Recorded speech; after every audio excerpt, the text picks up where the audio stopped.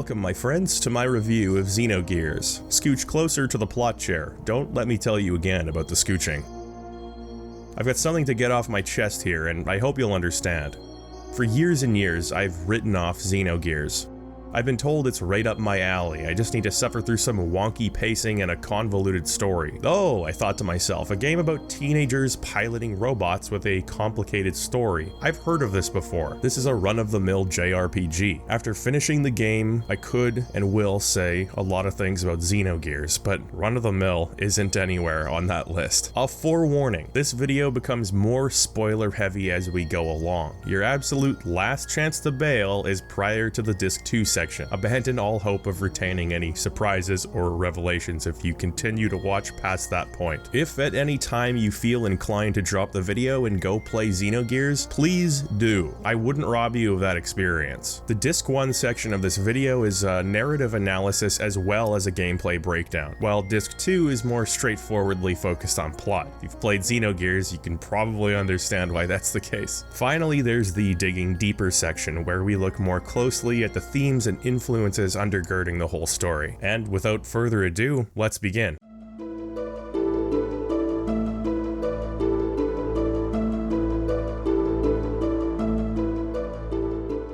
Xenogears began development as far back as 1994, when a rough draft of its story was penned by Kaori Tanaka. Fresh off her work creating character scenarios for Final Fantasy VI, she and collaborator Tetsuya Takahashi pitched this newly written outline as a potential storyline for Final Fantasy VII. It was rejected by the top brass due to its focus on dark, complex themes and science fiction motif, which Square felt was maybe a little bit too much final and not enough fantasy. Pilfering a team developing a sequel to Chrono Trigger at that time, they were given the Dawn's blessing to create their own unique intellectual property. This would mean a much smaller budget but more creative freedom to incorporate themes not normally seen in video games at the time. Or now, I guess. This was a period of time when Square was experimenting with thematically complex stories and developing games that border on art house. And while many were considered commercially successful, the financials just never compared to the Final Fantasy series. Due to a small budget, a time crunch of 2 years, and a team staffed largely of new members, Xenogears had a notoriously troubled development, which in various ways is reflected in the game. Cool your jets, we'll get to that. In any case, Xenogears was destined to become a cult hit, not making the industry waves it should have, but beloved by those who chose to dive in. As for its story, its merits, its flaws, why don't we get into it? Xenogears begins as most good JRPGs do, by showing you a beautiful anime cutscene that raises 700,000 questions and answers none. A massive spacecraft is commandeered by a malicious virus of some sort. A panicked crew attempts to halt its efforts but fails at every opportunity. Computer monitors and gauges are overwritten by a repeated message: "You shall be as gods." The captain evacuates his crew, staying behind, gazing longingly at a photo of his wife and daughter, making peace with his decision to stay behind and self-destruct the ship. We see the debris of a crash landing on a nearby planet. A naked woman rises from the ashes. From the shores of this planet, she peers into the horizon. Something is ending, something is beginning, something is happening, and I won't know what the fuck it is for another 70 hours. But for now, I'm hooked. Within 5 minutes of pressing that new game button, I regret not having played Xenogears when it was first recommended to me years ago. This was a hell of an intro. What does "you shall be as gods" mean in this context? What was on that ship that the captain was willing to die in order to destroy it? Who is this nude woman and why is she so calm about the situation? It begs an explanation. But for now, our interests become more immediate. We're given a text crawl explaining the nature of this world we're on. Probably not Earth, I'm putting $5 on Gaia, final answer. The continent of Ignis has existed in a state of perpetual war for hundreds of years. The Empire of Kislev to the north and the Desert Kingdom of Ava to the south have been at each other's throats for so long they don't even remember what started the conflict in the first place. They only know death and destruction. This very early on presents us with one of Xenogears' most prominent themes, the pointlessness of this cycle of violence. Yeah, that's right, Last of Us 2, it's been done. Fueling this violence is a religious institution known as Ethos, the members of which hold the arcane knowledge required to excavate massive ancient war machines, primarily gears, which are, oh fuck yeah, X. Introducing gears into the conflict accelerated the violence to an untenable degree, but much to Ava's chagrin, the nation of Kislev is rich with ruins and chock full of gears, which gives them an obvious advantage. Before things can become too unbalanced though, a mysterious, theretofore unheard of military force called Gebler swoops in and decides to even the odds by helping Ava. Not only does this even things out, but it actually gives Ava a significant advantage, turning them into the aggressors of the situation. So here's the thing, there's this old adage in storytelling, show, don't tell. Basically what it means is it's always better for a viewer, reader, or player to gain knowledge of a story through visceral first-hand experience rather than long, unbroken exposition. As an example, if a character is narcissistic, let me experience scenes showing him acting in a self-absorbed way rather than having other characters tell me, hey, that guy is really narcissistic. I don't think it's always necessary, but it's a good rule of thumb to follow, and something Xenogears occasionally turns its back on to its detriment. I mean, the opening cutscene was so intense, so well directed and creepy and awe-inspiring, it just makes you hungry for more info, but blocks of text telling me about some conflict I have no experience with, to warring nations I know nothing about, and a mysterious military force for all I know could be the IRA, could be aliens, I don't know, I'm given no experience with it. Well, it's all just a recipe to make me forget all this. Ignis, Kislev, Ava, Ethos, Gebler, you really gonna remember all that? If you say yes, you probably got a better grade than me in history class, and I couldn't be prouder of you. But I'm an underachiever, that's why I'm playing video games. These types of things, opening text crawls, be they Xenogears or Star Wars, they become much more meaningful once you're already a fan of the world they're associated with. It brings the words to life. But when you just start playing, I don't know what any of this shit means. Xenogears will let you talk to villagers and townspeople who give you the skinny on the war effort and everything else. It's explained sufficiently and rightfully so, but when you first start a long, story-rich game, you're worried, like, oh shit, am I supposed to remember this? Wait, which one's Kislev again, the north or the south? Did they say Ethos was the military force or Gebler? Anyway, it's more of a minor complaint than anything else. Personally, I do enjoy background information and lore, I just think it's worth mentioning. Anyway, after taking all this in, we center our focus on Leihin, or Lahan? Oh no, look at the list of words I have to pronounce in this game. Okay, I'm gonna stick with Leihin, alright? Feel free to correct me, okay? I'll eat humble pie for days in the comments section. We center our focus on Leihin, a small village in Ava right on the border of Kislev. Okay, it's on fire. Oh, townspeople are dying, and some guy called Faye is doing kung fu in a gear. This guy's trying to stop him. I guess I can't complain because I'm being shown and not told. Oh, it was all a dream? A daydream? A premonition? This reminds me of Chrono Cross, except they're doubling up on the mysterious openings here. First a vision of the future or the past, and now a dream. This gives them an excuse to jack my heart rate up before plopping us into the classic JRPG village opening. We're introduced to Fei Fong Wong, our main character and a quiet painter in the currently not burning down village of Leihin. We're given control, and it's at this point that I'll mention the game's presentation. Xenogears is presented in a unique isometric style perspective. The world itself is presented in polygonal 3D, while characters and various small details are 2D sprites, able to move in all 8 cardinal directions. In almost all cases, the camera can be swooped around by using R1 and L1, providing you with various vantage points in any situation. During conversations and cutscenes, the camera pans around and changes angles often, providing a more cinematic feeling to the dialogue than the static, pre-rendered backgrounds of many other JRPGs of the time. Learning a little bit more of Fei's backstory, we're shown that 3 years ago he was brought to the village unconscious by a mysterious masked man. Upon reawakening, he realizes he has no memory of his life prior to his arrival in Leihin. Also, his best friends Timothy and Alice are getting married. Premonition of peaceful, unassuming village being destroyed, amnesiac protagonist, best friends celebrating happy occasion. Yeah, I just get the feeling that something bad is about to happen. But for now, we're given a chance to explore the village, talk to townsfolk, and wander around getting used to the controls. The camera angle switching can take a bit to get used to, and the angles sometimes just don't look right. Give us a kiss then, darling. Controlling Fei feels natural. Being able to walk in any direction, often during conversations too, is a pretty forward-thinking feature. You can also jump, which just blows my mind. I didn't know this would be a jumpy game. How many top-down JRPGs let you jump? It just feels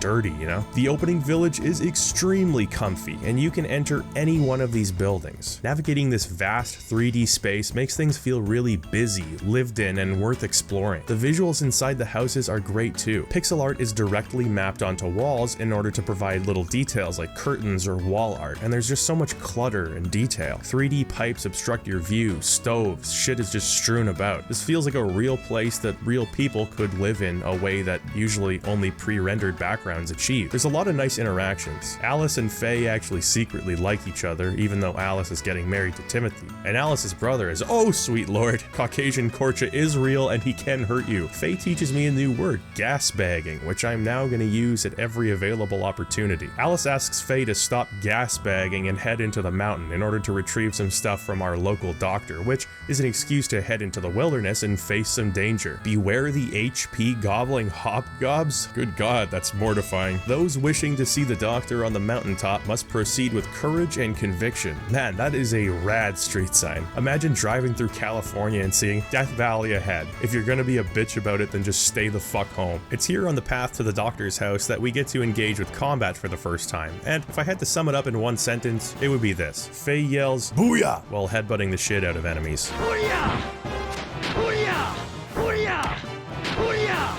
In all seriousness, there are some twists to the standard combat systems being used at the time. It's not active time, but rather a turn-based command input system. You wait your turn, when it's your turn, everybody else waits theirs. That's not unusual. But what is noteworthy is that Xenogears combat gives you some points to spend each and every turn. Pressing triangle will initiate a weak attack, square a medium attack, and X a strong attack, and the accuracy of each is inversely proportionate to their power. This might sound similar to Chrono Cross stamina system, and I think you can draw a parallel there, but where Xenogears differs is in the death blow system. Using particular button combinations repeatedly will allow your characters to learn special moves called death blows, which after being learned once can be used at any time in battle with no repercussions or resource cost. I really like the idea of this system. It's like Final Fantasy VI's Blitz system, but with a bit more player freedom, insofar as you've got to figure out combinations for yourself instead of simply earning them on level up. I also have to say that the animations for death blows are really badass, and throughout the game you'll earn more points, which allows you to stumble across more and more spectacular death blows.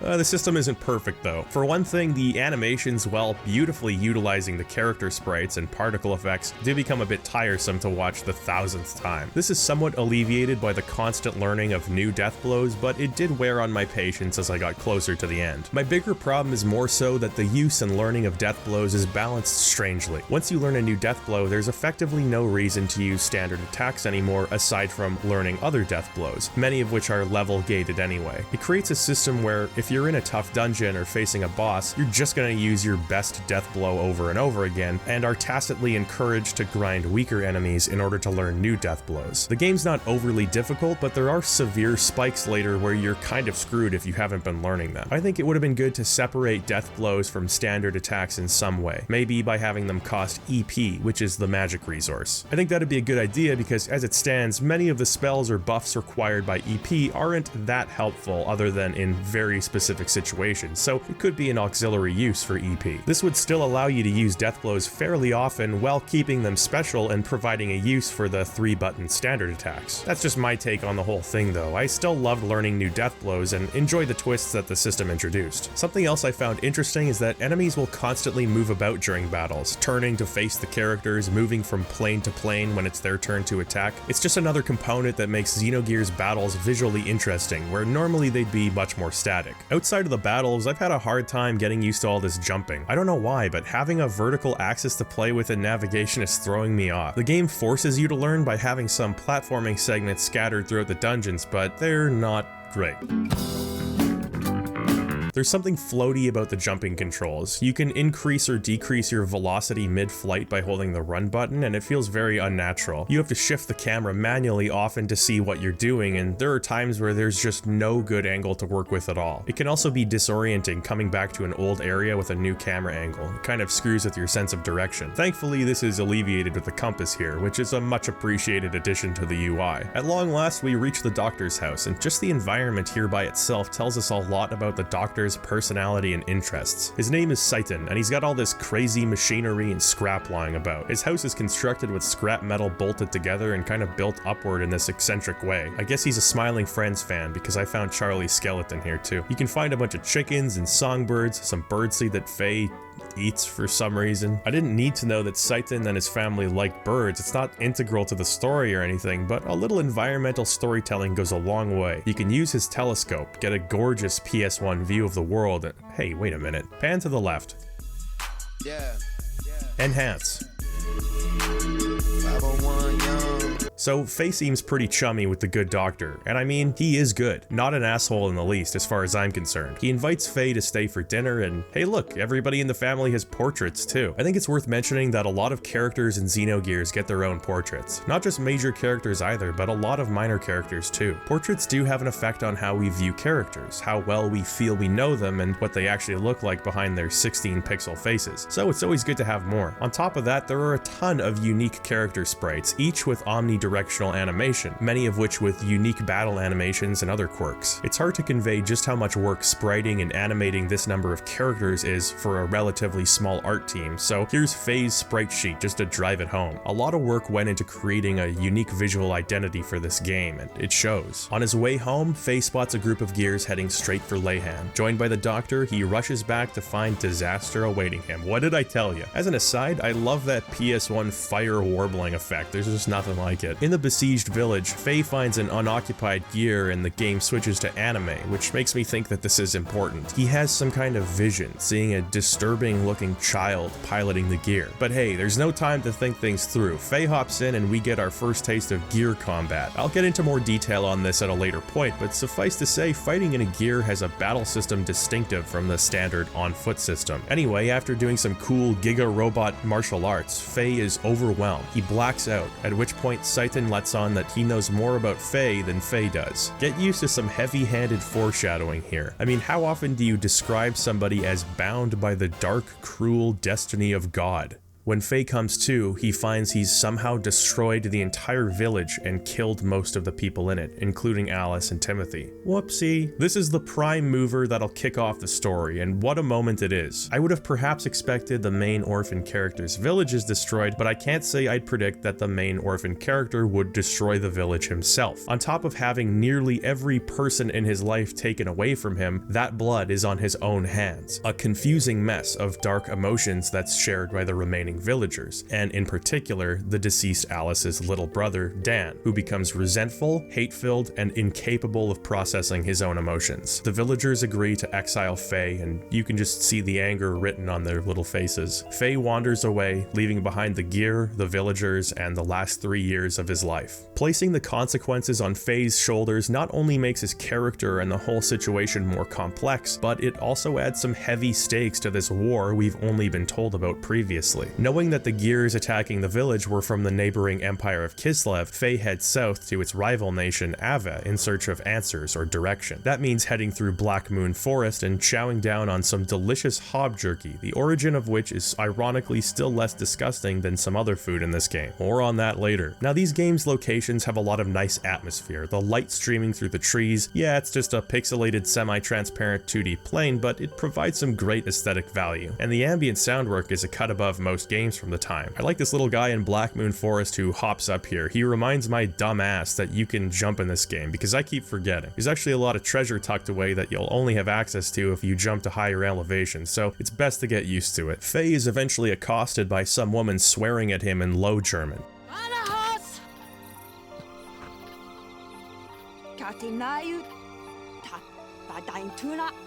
But then she realizes that Faye Wong Fong is American and wisely switches to English to accommodate.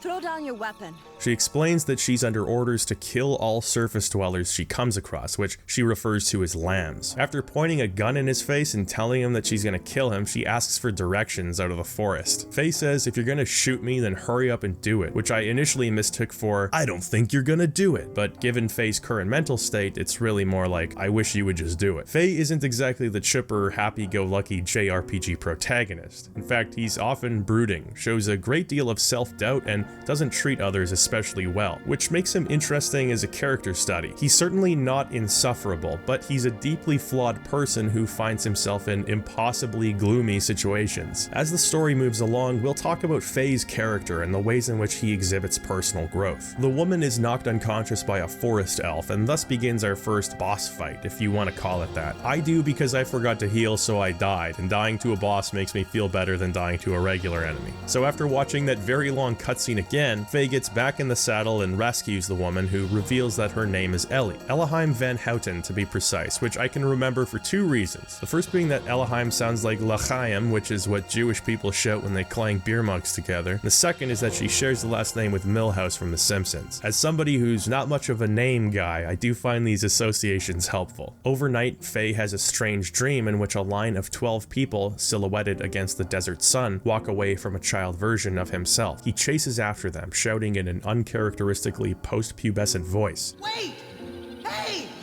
Don't leave me here! And as an anime cutscene, you can probably gather that there's some greater significance to this moment. The next day, they continue their trek as Faye explains the circumstances that led to his being in the forest, and Ellie just has no patience for it. She twists the knife in, calling Faye a coward, claiming he's failed to take responsibility, and beating him down until he's nothing. And what do you know, Faye has a mental breakdown. He simultaneously believes himself a pitiful excuse for a human while also shirking responsibility. The weight of this is just too much for him to bear right now. As Ellie realizes that much of her impromptu lecture was heavily based on projection, though for fuck's sake, she's knocked unconscious again, this time by a dinosaur, which is more understandable. After a futile effort of punching the dinosaur into submission, Back off! I'll take you on! Seitan arrives with that whirligig we saw on his property, carrying what else but that gear that led to Faye destroying the village. After some understandable reluctance, Faye faces his fears in order to save Ellie, who he's drawn to for some reason. And this leads to one of my favorite visuals in this game. I mean, what even can you say? It's a giant robot beating the shit out of a dinosaur. It is, as the kids say, very Kino.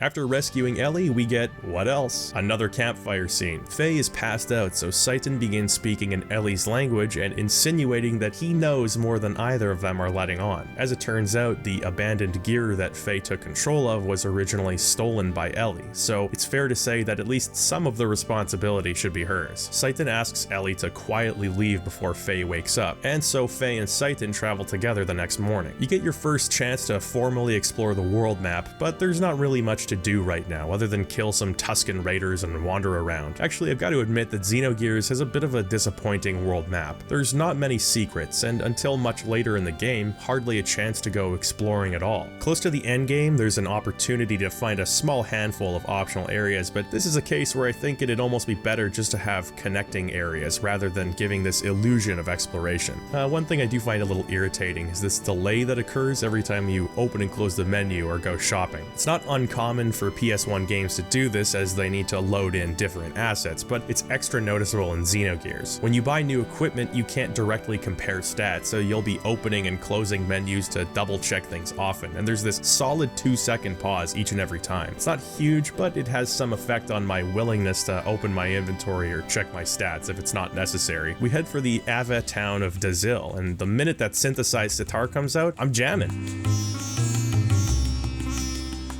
In Dazil, we learn a little bit more about Ethos, which, if you remember, is that religious organization that digs up gears. You could say Ethos is focused on religion and science, distributing gears to either country depending on knowledge that only they're privy to. Nobody is comfortable outright eliminating Ethos because they're the only ones with the knowledge to produce gears. I like this political dynamic. I mean, it's not uncommon to have a neutral party, but having a neutral party fueling a war effort adds an interesting layer of dependency. Dazil is a great representation of how towns are handled in Xenogears. Talking with townsfolk gleans information on unfamiliar topics such as ethos, often entirely optional but helpful in understanding this world without heavy-handed exposition. Nearly every building you see can be entered, the denizens interacted with, and the rooftops explored. I know I said it when talking about Leyhen, but Xenogears does a great job of making these towns feel like actual places with actual people living in them. There's such a natural ebb and flow to these otherwise inane conversations, and meeting new NPCs often feels like a reward in and of itself.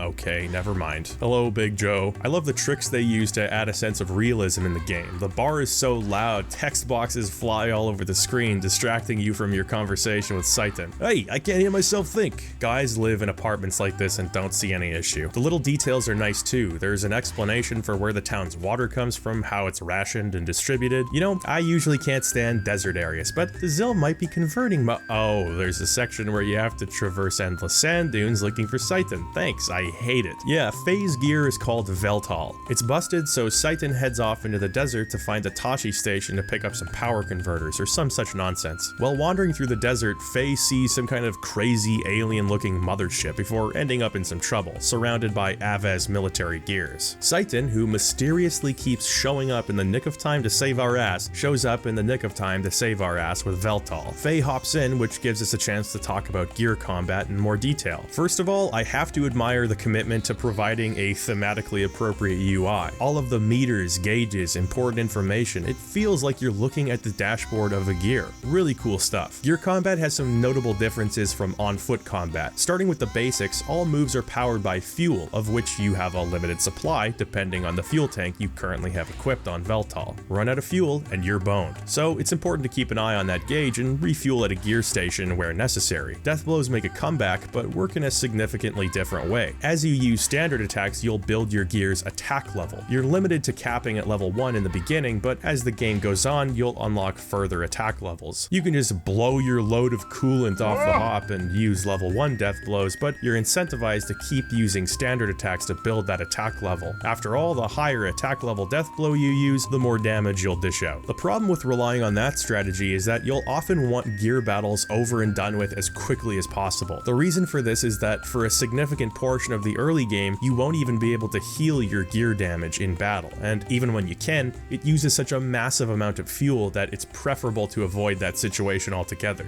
To add another layer of strategy to the whole thing, you can also activate your gear's booster, which is kind of like casting a haste spell. It lets you take twice as many turns at the cost of way more fuel output per turn. This is the Sudoku mission choice. If you really, desperately just need the enemy dealt with, it's a good time to throw caution to the wind and hit that booster. If you run out of fuel, you're basically shit out of luck. I mean, you can use charge, which restores like 40 units of fuel, which is nothing. That's like throwing $4 of premium in your LeBaron. That's not even gonna get you off the driveway. Speaking of fuel, upgrading your fuel tank is a matter of finding a gear station in one of the many towns or cities in Xenogears, and paying a hefty fee to tune up the various gears you'll come across. You can upgrade fuel tank, armor, frame, as well as equip your gear with various accessories that can prevent status debuffs such as fuel leakage, reduce damage from beam attacks, or yes, allow you to restore your gear's armor in battle, just as some examples. Having these upgrades gives you a feeling of pride and ownership over your gears. There's nothing as satisfying as saving up and just buying the absolute best upgrades money can buy for your level, which also gives money a much needed use as well, since you'll accumulate a lot of it if you spend any time grinding. Aside from the mechanical aspects, gear combat just looks fantastic. Unlike on-foot combat, where nearly all of the enemies are 2D sprites like the player characters, enemies in gear combat are fully 3D like the surrounding environments. This gives them a massive, lumbering sense of scale, especially if you're stupid enough to try fighting gear enemies on foot, or if an enemy is stupid enough to try it on you. I gotta respect this guy's courage, shooting his 22 at my mighty steel ankles. The metal clanging against earth with each step your gear takes, and that powerful impact of giant metal humanoids just wailing on each other, it really sells the feeling of being in control of these unwieldy things.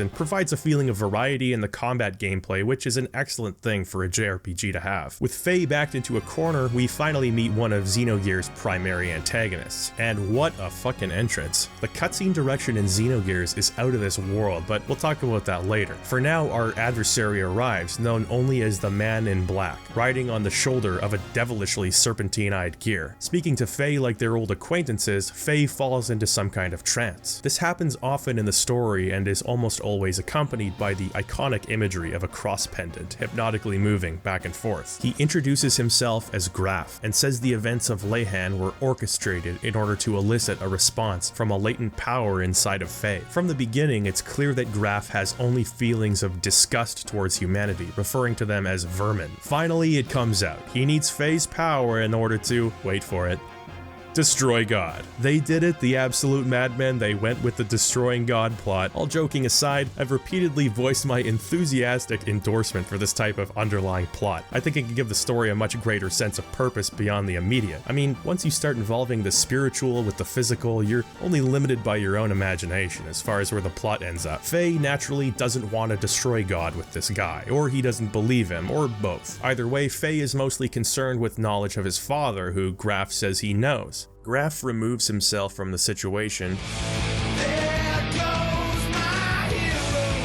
leaving an increasingly confused Faye with an increasingly confused player. That's me, by the way. Seitan and Faye are taken prisoner by the Ava military, which stands to reason since Faye is using a gear from Kislev. Looks a little suspicious. It's not known what happens to them in custody, but I have to imagine they sack Faye's saccules and tickle his utricles. A little breathing room, you're thinking. Time to digest what happened. No. Instead, Faye falls asleep and Seitan starts scheming, as he's wont to do every time Faye falls asleep. He wonders if we are approaching the time of the gospel, and then he's suddenly in hyperspace talking to a character referred to as the Emperor. The Emperor suggests something in tune with the creation myth, which you should know by now is my jam. He tells Seitan about they, the people expelled from paradise, once again returning there and living in harmony with God. So if you know anything about Abrahamic religions, you're probably drawing some parallels here. This game use names such as Cain and Abel to refer to groups, lambs, paradise, God, Genesis. There are some parallels, and it's taking a lot of self-control to not talk about them every time they appear, but trust me, this is only the beginning. I'll provide my own personal analysis of the names, symbols, and traditions used once there's a bit more substance to the story. I just wanted to mention it now since it's a very noticeable motif that's used throughout Xenogears. The Emperor refers to their faction or race as the... oh man, this is the problem with not having voice acting. It's basically the same as the word hazel, so I'm going to call it Gazel, racing to find God's resting place before the time of the gospel arrives. Why am I getting apocalyptic vibes already? This game just started and I already feel a wave of existential dread hitting me. A Hideaki Anno moment. We're ripped back to the present as the prison transport vessel is ravaged by sand pirates. I know what you're asking. What makes them sand pirates? Well, they just are. Escaping the prison transport is the most annoying thing I've faced in the game thus far, mostly because once you're at a weird angle, there's just nowhere comfortable to place the camera. Brothers, let us work together to escape the ship. Now is not the time to engage in senseless violence. Faye and Seitan escape the prison transport, but celebrations are cut short when the pirate captain arrives in a gear of his own. Look, it's even got a little pirate feather. Well, actually, I guess it's a gargantuan pirate feather. They're sucked down into a cavern along with their gears and forced to work together in order to escape. Enter Bartholomew, or Bart for short. Bart is the fucking man. He's a lunkhead in the best way. He's smart and has some complex characteristics that'll be explored over the course of the story, but he's the type of person who prefers simple answers to his questions. A man after my own heart.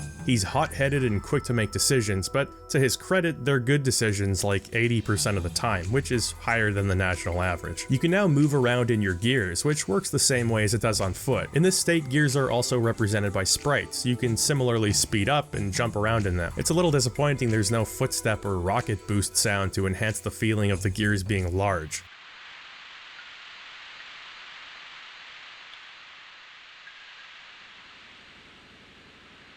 But there's a nice visual sense of scale when you pilot these things. You can also leave them at any time and walk around as these cute little fleas, but it often places you in danger since you'll be unequipped to deal with the gear-sized enemies nearby. One small quality of life enhancement I appreciate is that when the camera pans to show you a point of interest, it recenters on your character slowly rather than abruptly snapping back. Some people might not even notice that, but it's so damn helpful in giving you a sense of direction. Imagine playing Ocarina of Time without that slow pan back. You'll be walking through the wrong doors every damn room you're in. Another nice attention to detail is how realistically problems with the gears are described. When Veltal faces problems back in Dazil, Seitan and the mechanic discuss precisely what's wrong with the machine as well as the parts required to fix it. They could have just said Veltal's Johnson rod needs a spark plug and I would have shrugged and went along with it. $2,800? I think they might be trying to screw me. Well, of course they're trying to screw you. What do you think? That's what they do. They can make up anything. Nobody knows. By the way, you need a new Johnson rod in here. So I appreciate the effort, which further makes the gears feel like real, tangible things in your possession. Bart explains here that the hydromechanic pipe for his knee joint is about to break down. Sounds legit to me. It's not only the gears, it also extends to other areas as well. For example, did this underground cave demand an explanation? Some people might think so, but I would have just used my imagination, figured it was some natural formation. Instead, Bart actually explains in relatively high detail exactly why the cave is here and what it's made out of. It's a commitment to context that I'm not used to seeing in JRPGs from this time period. It really enhances the feeling that Xenogears was a big passion project from people who cared about the internal consistency of its world. I give it a spirited thumbs up. By this point in the game, I'm starting to feel that the enemy encounter rate is clocked a little too high. I feel like every couple of feet in this cavern I'm getting into another fight, and I'm somebody who doesn't fundamentally have a problem with random battles. At least the enemy designs down here are pretty cool. This broccoli possessed gear is awesome. That wriggling animation is just a cut above anything I remember seeing in, say, Final Fantasy VII, released only 1 year prior. Deep in the cave, we meet a mysterious old man who set up a little private domicile. His name is Balthazar. Okay, so we're going with the classic naming mysterious old men after the biblical wise men and making it seem like they're innocent janitors or something before revealing they have access to limitless arcane wisdom, are we? Balthazar is down here collecting old fossils and pieces of technology. He surmised from his research that humans only came about 10,000 years ago, and evolution is a bunk theory. Young Earth creationists vindicated. Instead, Balthazar places stock in old legends, and given how many mysterious characters seem to be in contact with higher powers, you probably should at this point too. There's about a novel's worth of foreshadowing here, the content of which I think is best saved for another time. Let's just say Balthazar is a crazy old prospector down here digging for gold nuggets. From this point, we're given a simple navigational puzzle. A gate is blocking our exit, and in order to access it, we have to find and destroy 3 sensors hidden in the cave. This teaches you a bit more about platforming, moving in and out of your gear, interacting with the environment, and using lifts. Basic stuff, but important to have a handle on moving forward. I'm a really big fan of this giant hallway that takes like 5 minutes to walk through. I'm having a lot of fun. I actually screwed up and goofed around too much, so my fuel levels started running low. You find out through trial by fire that there are actually occasionally enemies that fill your tank up, so I guess it's nice that there's some way to not completely screw yourself over like I thought I'd done. Just as well too, because you're faced with a pretty tough boss battle before you leave, this time with a gear that looks like he was stung by bees. There's not a whole lot of margin for error here. Either learn to fight in a gear or reload your save. Definitely one of the harder fights early on in the game. At last, Faye and Bart emerge from the cavern and rendezvous with Bart's pirate vessel, the Yggdrasil. This ship essentially acts as your home base in-game, and it's pretty great. You can wander the halls, making conversation with the crew, and checking out this dolphin SoundCloud. Boys play. So now you know I'm 6'2". With crazy hops from the two-handed my video, I'm still getting props like Yeah, that's pretty cool. Shh, hold up, this is the best part coming up. time and time again. One thing about the Yggdrasil, get used to hearing this song.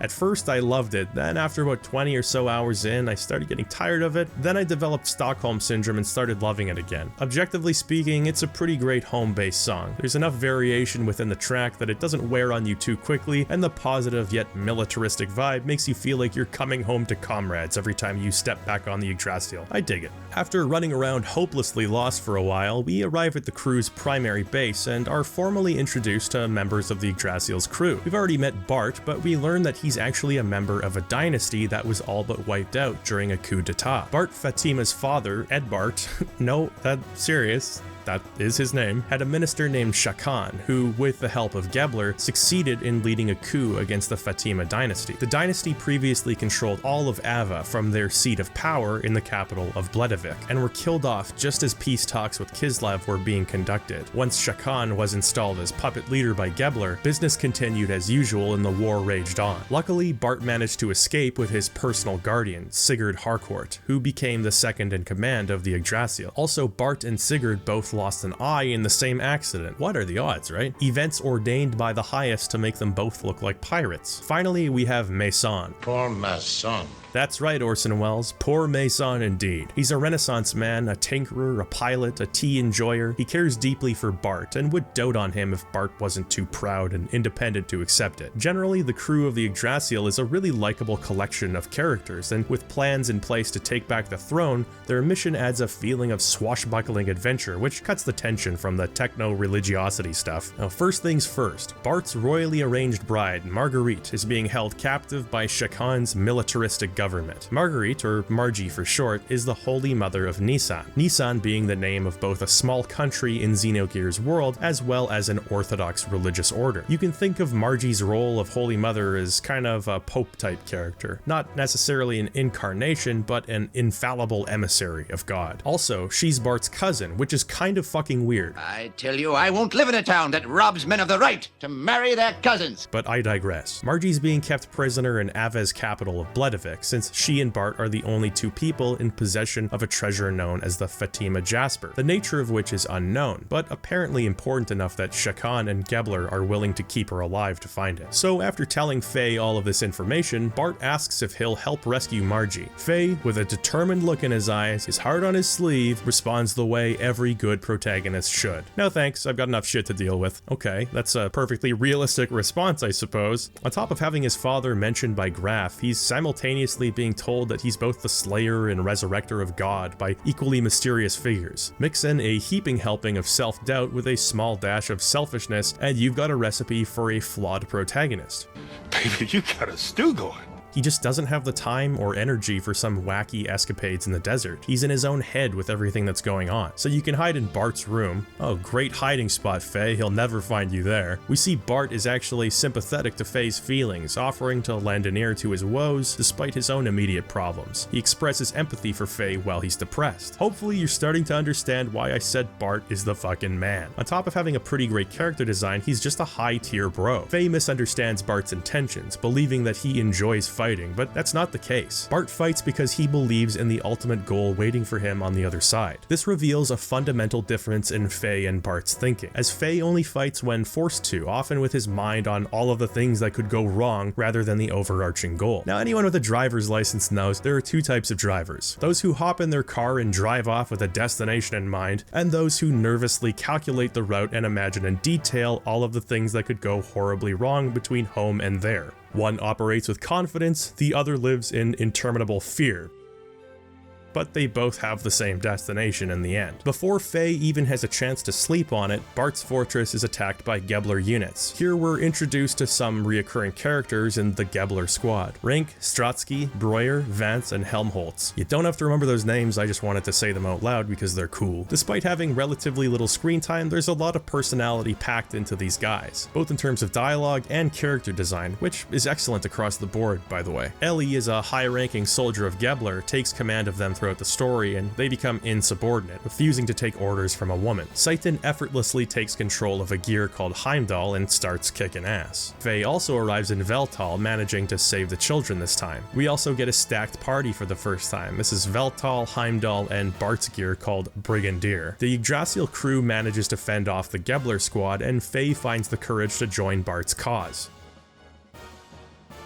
Oh shit, I thought this was a cutscene. Oh, you're telling me I can pilot the phallic desert tech base? Prepare to be bowled over by the steel dong. With Margie's rescue in mind, we can finally head to Ave's capital city of Bledavik, and damn, what a city it is. The city itself has its own world map, which really increases that sense of scale, but even broken up into smaller sections, this is one of the best JRPG cities I've ever explored. People running market stalls shout at you to come buy their wares. Back alleys lead to dingy bars. How do you answer this question?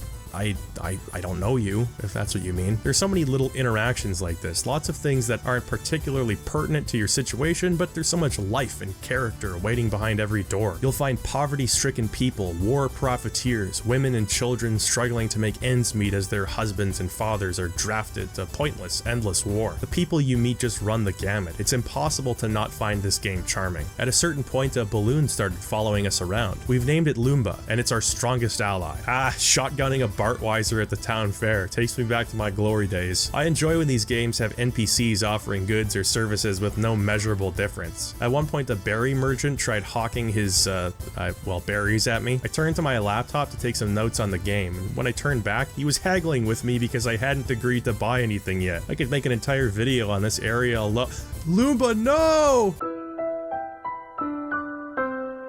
Some notes on the localization. First of all, a round of applause for Richard Honeywood. Same fellow in charge of Chrono Cross, Final Fantasy IX, and, Air Guys? That game with Cloud on the front. On top of being one of the most dialogue-dense RPGs I've ever played, Xenogears is very particular with its characters and word usage. There's a level of craftsmanship involved in translating tone or intent in these types of games I think a lot of people fail to appreciate, and this is doubly true for Xenogears, whose script increasingly references very complicated subjects, such as psychology, religion, mythology, among many others. Based on these factors alone, I've got to give it to Mr. Honeywood. What a monumental achievement this translation is. However, I would note some minor gripes. I consider his work on Chrono Cross to be one of the greatest pieces of localization, full stop, especially considering the time period it was done. Characters have a lot of personality, varying accents, and unique lines of dialogue, and there's 45 main characters to write for there. Oftentimes the dialogue is passed through a scripted filter which modifies words, but that doesn't diminish the effort in my opinion. Comparatively, Xenogears dialogue can feel a bit dry. With text crawls or explanations, this is understandable, but much of the character dialogue suffers a bit from clumsy writing. The fact that much of the dialogue pushes through this barrier and remains captivating in spite of that lack of polish is a testament to how rock solid the original script and translation are. But it certainly wouldn't be my go-to example for an amazing localization. Nonetheless, I reiterate the volume of work handled by one person here is literally astonishing. For that alone, Richard Honeywood is a hero, but would it have killed Square to provide him with like an editor or something? I imagine most of my issues with the script are just a result of the poor guy running out of time. You'd need years to make more out of this beast. Back to Bledavik, my only issue with this otherwise delightful city is the amount of trial and error involved in figuring out how to get to the palace. Lots of obscure NPC hunting, entering buildings, leaving, and then coming back to a previous location. This is how some of the game's cities just are, story-wise. You kind of just wander around until the cutscene starts, which isn't ideal, but also not a deal breaker. Regardless of how long it takes, eventually a plan is hatched. Faye enters the annual Bledavik fighting tournament with the goal of taking such a long time that Bart can sneak in through the sewers and rescue Marguerite while the officials are still occupied. Faye thinks better of using his real name, which gives you an opportunity to choose. You can be like Dragon Slaying Squire or Wandering Squire. I picked Beloved Youth because I think it most accurately indicates how people feel about me in real life, but you do you. Dan shows up looking more and more like Chucky every time I see him and enters the tournament because he's come to hate Faye. I understand the spirit of the moment and appreciate this display of that cycle of revenge theme that's present in the game, but I will never not find it funny to see Faye kick Dan's 8-year-old ass and do that yippee victory pose afterward while Dan is still navigating his grief. During the tournament, you're also introduced to the concept of combo attacks, which are basically mandatory here and nowhere else, but can be used at any time. If you choose not to use death blows, you can save up your points and use a whole bunch at once later on. One of the characters keeps healing himself, so it's the only way to get the better of him. It just took me a while to figure out. Interesting bit of strategy required though. Xenogears has a fairly good balance of just punch them till they're dead bosses, along with bosses that require very specific strategies, always keeping you on your toes. So while Faye is fighting in the tournament, you take control of Bart Weiser infiltrating the palace. Perhaps my standards have just been permanently lowered by some other games I've played recently, but like Bledavik itself, I'm really impressed by how expansive and detailed the interior of the palace feels. Of course, the obligatory late 90s jury-rigged stealth mechanic in a non-stealth game rears its head, but there's lots of opportunities to visit all of the different palace rooms, many of which include some treasure or otherwise serve some kind of in-universe purpose. There are a lot of unique assets in this game, a lot of 3D models or textures that are used for one instance and then never reused, which is somewhat uncommon for the time. Of the 8 portraits in this room, not one is a reused image. They're all actually unique, which again, makes you feel like you're exploring a real location with some kind of a purpose. Bart finds Marguerite, and on their way out, they're accosted by a pair of Gebler agents. Karin Ramses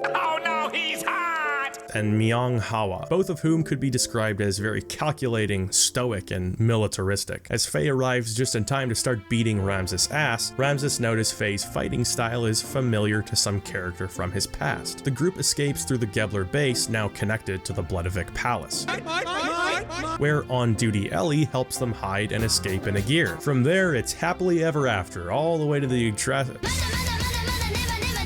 Okay, so this Furby is called Choo Choo, and this is my official apology to all of the Xenogears purists out there, but I renamed her. I gotta have my Pips. So Pip, or Choo Choo, is a supporting character. She's a member of the nearly extinct Choo-Choo-Polin race, and will take part in one of Xenogears' finest moments, so be sure to stick around for that. The crew arrives in the holy city of Nisan, of which Margie is the reigning holy mother. There's a lot of history in Nisan. No, I mean a lot. That means being introduced to lots of lore, characters, concepts by the NPCs. There's a lot of political struggle and turmoil underpinning the story here, and Xenogears doesn't always explicitly feel the need to tell you about it. It's good because the story keeps an even pace while having some detailed backstory, but this also places a lot of responsibility for understanding on you, the player. When you're not voluntarily learning about the world, the game is immersing you waist deep in cutscenes, and I do mean immersing you. There are many long, unbroken stretches of cutscene and dialogue in this game, to the point where I would almost consider it detrimental to the pacing. This becomes a bigger problem as the game goes on, but Xenogears is far from striking a perfect balance of story and gameplay. The experience is primarily saved by the fact that the story and characters are exceptional. That's what you play this game for. If you become restless or easily distracted during spiels, diatribes, and exposition, you probably won't get much out of this game. Heading with Margie to Nisan's church reveals some striking symbols, primarily this image of a masculine and feminine angel, each with only one wing, reaching towards one another. Long before Xenogears' story becomes a manic hell ride, you constantly feel like something much larger is going on. Images reoccur and themes loop back on one another, revealing previously unknown context and stitching together a much larger underlying plot. This unfinished painting of Nisan's original Holy Mother Sophia is one such image. From a technical perspective alone, it's impressive given the limited texture size of the PS1, but there's something behind the painting you can't put your finger on. Why does everybody find it so familiar? Why hasn't it been finished? Why does it resemble Ellie? Why does the light pattern cast by the window in this room resemble that swinging pendant we keep seeing during cutscenes? I'm dying to know, but the game does such a great job of getting you wrapped up in immediate goals that it's easy to forget about these mysteries until much later, or even a second playthrough. In any case, the religion of Nisan, its folklore and traditions, it feels like a natural and realistic thread of mythology that could exist in the real world. Of course, part of that is the images and motifs are borrowed from existing real-world religions, but the game does a great job of making meaningful distinctions between the two. In Nisan, Bart confronts Sigurd, noticing there's something strange about his deep knowledge of Gebler and seeming past connections to Ramses. It's here where we get our first real bombshell. Seitan and Sigurd are both from the mysterious city of Solaris, from which Gebler was originated. At this point, you're invited to ask questions during the conversation, which is an appreciated bit of agency that Legend of Dragoon also had sometimes. What we learn about Solaris is this. While technically a city in the sky, Solaris can't be seen or entered due to its existing behind a dimensional distortion. In Solaris, Sigurd and Seitan observe the use of humans called lambs being used as slave labor. Because there are relatively few pure-blooded Solarians, lambs are abducted, often brainwashed, and forced to work in the military, in administration, or just performing menial labor. While Seitan was born in the lower class levels of Solaris, Sigurd was abducted and experimented on at the age of 13. Over the years of living in poverty and strife, both Seitan and Sigurd were swayed by the realism of a young Karen Becker, later known as Ramses. The three attended a military academy known as Jugend, finding camaraderie and becoming devoted to the idea of changing Solaris' class system forever. As Sigurd's brainwashing became less effective, he would plan and execute a return to the surface. Seitan expressed a similar sentiment. Becoming disillusioned with the use of slave labor, he would escape and start a family near the village of Lehan. Ramses, feeling betrayed by his friends exiting stage left, became bitter. Rather than dedicating his life to reform, he starts seeing the future of Solaris exactly the same, but with strength and power substituting class. These realizations obviously dredge up some confusing feelings for the crew, but before I can start asking questions about all the obvious holes in Seitan's story, he delivers such a rousing speech that I start clapping and forget all about it. In order to cut off Shakan's stranglehold stranglehold on Bledavec and regain control of the throne, the team devises a fairly complicated plan. The idea is to distract and weaken the front line of Gebler's troops, leaving the capital, and more specifically the palace, exposed and easier to capture. Due to Gebler's obsession with the Fatima Jasper, they couldn't then afford to obliterate Bledavec, and Bart would sit comfortably atop the throne with Ramses and Myong coping and seething forevermore. I don't know much about military tactics, but to me, this sounds like one of those plans where nothing could possibly go wrong. The team waits until night as this music plays.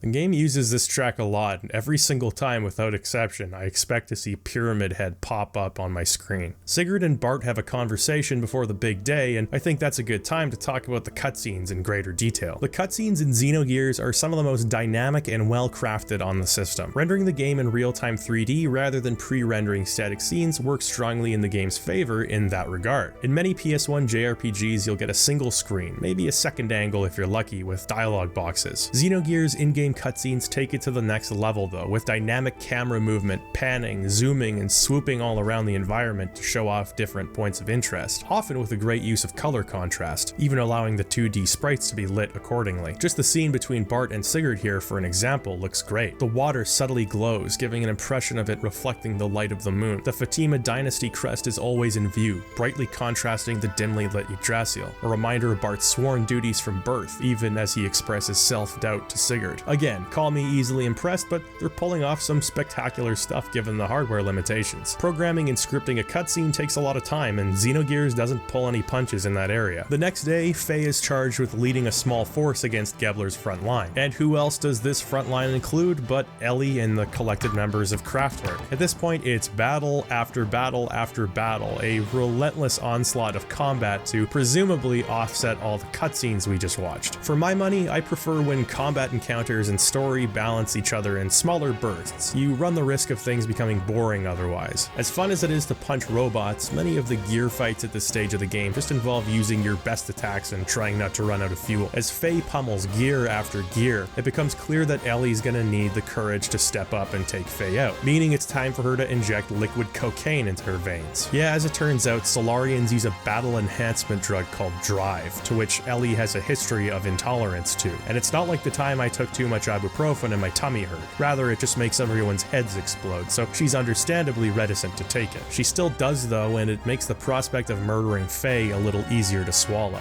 Pathetic. Faye still manages to subdue her though, and they do have a heart-to-heart. Yeah, that sounds good, let's do that. I meant metaphorically. 100%. So did I. It's not even strange that your mind went there though. That's you're the one who's weird, basically. Meanwhile, in Bledavec, Bart, Sigurd, and Seitan confront Shakan, accompanied with Myong, who seems to be something of an omnipresent figure in everyone's lives. Surrounded by troops, things seem hopeless for our boys, but in the nick of time, Mason arrives in Seitan's Hugabugga. They lift off, and the fucking propeller just yeets out of there, so Mason activates the emergency stomping maneuver, which looks both hilarious and kind of great. I love how Shakan is completely dumbstruck. I wouldn't know what to say myself. Back on Faye's end, he manages to subdue the forces of the Gebler General Vanderkom. As Vanderkom lays in defeat, a familiar face arrives. That's right, Graf is back, and this time he's offering pure, unmitigated power. Vanderkom and his gear become possessed by some sort of energy. Meanwhile, Ramses has disabled the Yggdrasil, and he's offering them a chance to surrender. But then an angel-looking gear that Ramses calls the Demon of Elru shows up. So Ramses gets in his golden angel-looking gear, then he's getting straight up bullied by the other gear, which is great, until you realize it's not, because while Ramses and Myong escape, Demon Boy tears Bart a new asshole, so Sigurd takes the Yggdrasil and careens it through the air to drop it on Demon Boy, who then proceeds to literally lift the entire vessel while flying with one arm still free to flip everyone off. Who is the Demon of Elru? Who is Graf? Why are they so strong? Why does Ramses know them? Where has Faye been this whole time? Who is this man evilly playing the organ?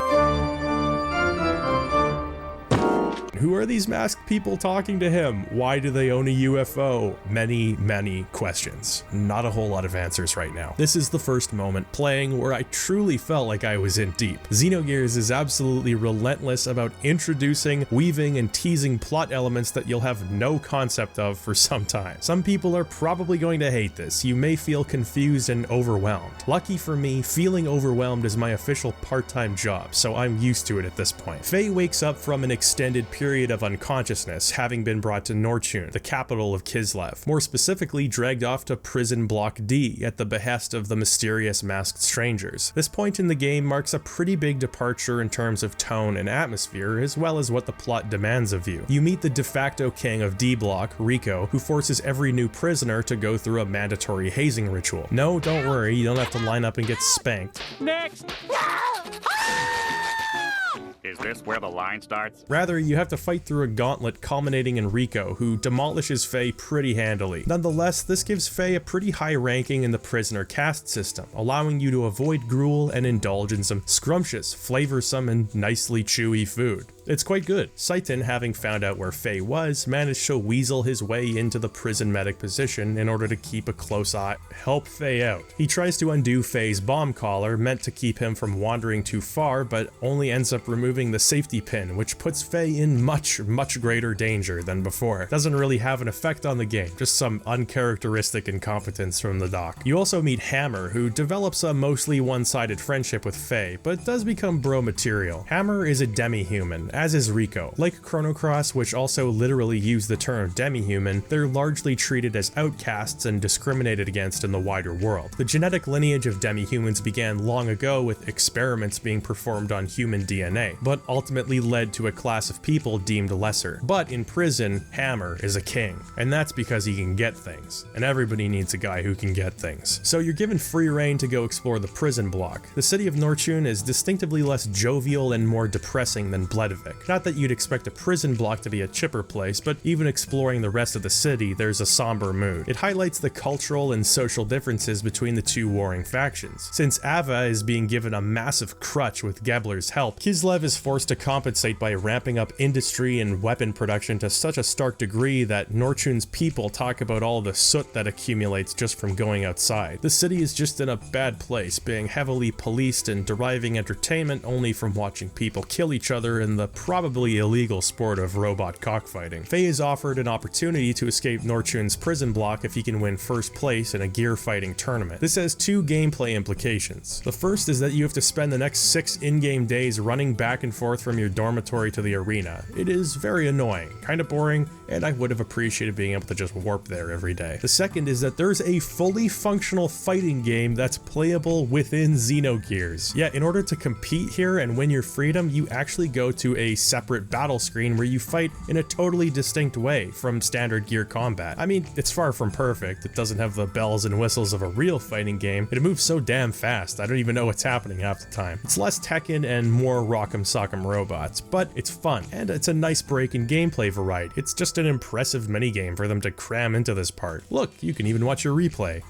Neat. After winning rounds over the course of the next few days, Faye is approached by Rico. Apparently a number of battlers have been murdered, all opponents of Faye, which makes Faye the prime suspect. Rico feels that Faye is innocent and asks Faye if he wants to come along, investigating some rumors of a monster in the sewers. Faye agrees and Rico formally joins the party. Sounds awesome, right? I mean, we've seen how Rico fights. He's almost impervious to damage and has like 10 times the strength of Faye. Oh, it's a character is ludicrously strong when you fight them but becomes useless when you recruit them as a playable character episode. My favorite. Despite this, I actually do like Rico quite a bit. He shows himself to be incredibly strong and willing to take command of others, but he's bound by a personal code of honor. Demi-humans are treated poorly in Xenogears' world, so you can gather that Rico is the product of a lifetime of terrible experiences. But for now, he puts aside his differences with Faye. Even though his position as Gear Arena Champ is being threatened, he values life and justice more than victory. Which reminds me of myself. Noble, handsome, misunderstood. It's worth noting noting at this point that we periodically see from the perspective of these guys. Their motivations are mysterious, which given Xenogears' pattern of villain behavior shouldn't be too much of a surprise, but these guys in particular really beg an explanation. They show up often enough that you can never really forget about them, talking about Faye's role in some ambiguous larger events. I started referring to them as the Crayola Brain Trust, and my assumption at this point is there's some sort of AI construct that exists within this computer. It's certainly an interesting scene, this spherical computer covered with TV screens being orbited by smaller spheres like a solar system. Nothing but black in the background. That's something that Xenogears likes to do a lot in its more mysterious moments, and I think it works well to instill a sense of dread in the player. So down into the sewers we go. We keep switching perspectives from our character to presumably the sewer monster. It's quite the tonal shift we've endured here. We became embroiled in a political struggle to restore a fallen monarch to his throne, and now we're the lead characters in an Evil Dead spinoff. It certainly keeps things interesting, I'll say that much. This is, in many ways, the quintessential video game sewer. A random encounter rate clocked slightly too high continues to impede progress. You've got to find evidence of a monster in a multi-layered, maze-like dungeon, and though it does come with a map, doesn't help too much. Nice of them to include it though. Oh, this platforming.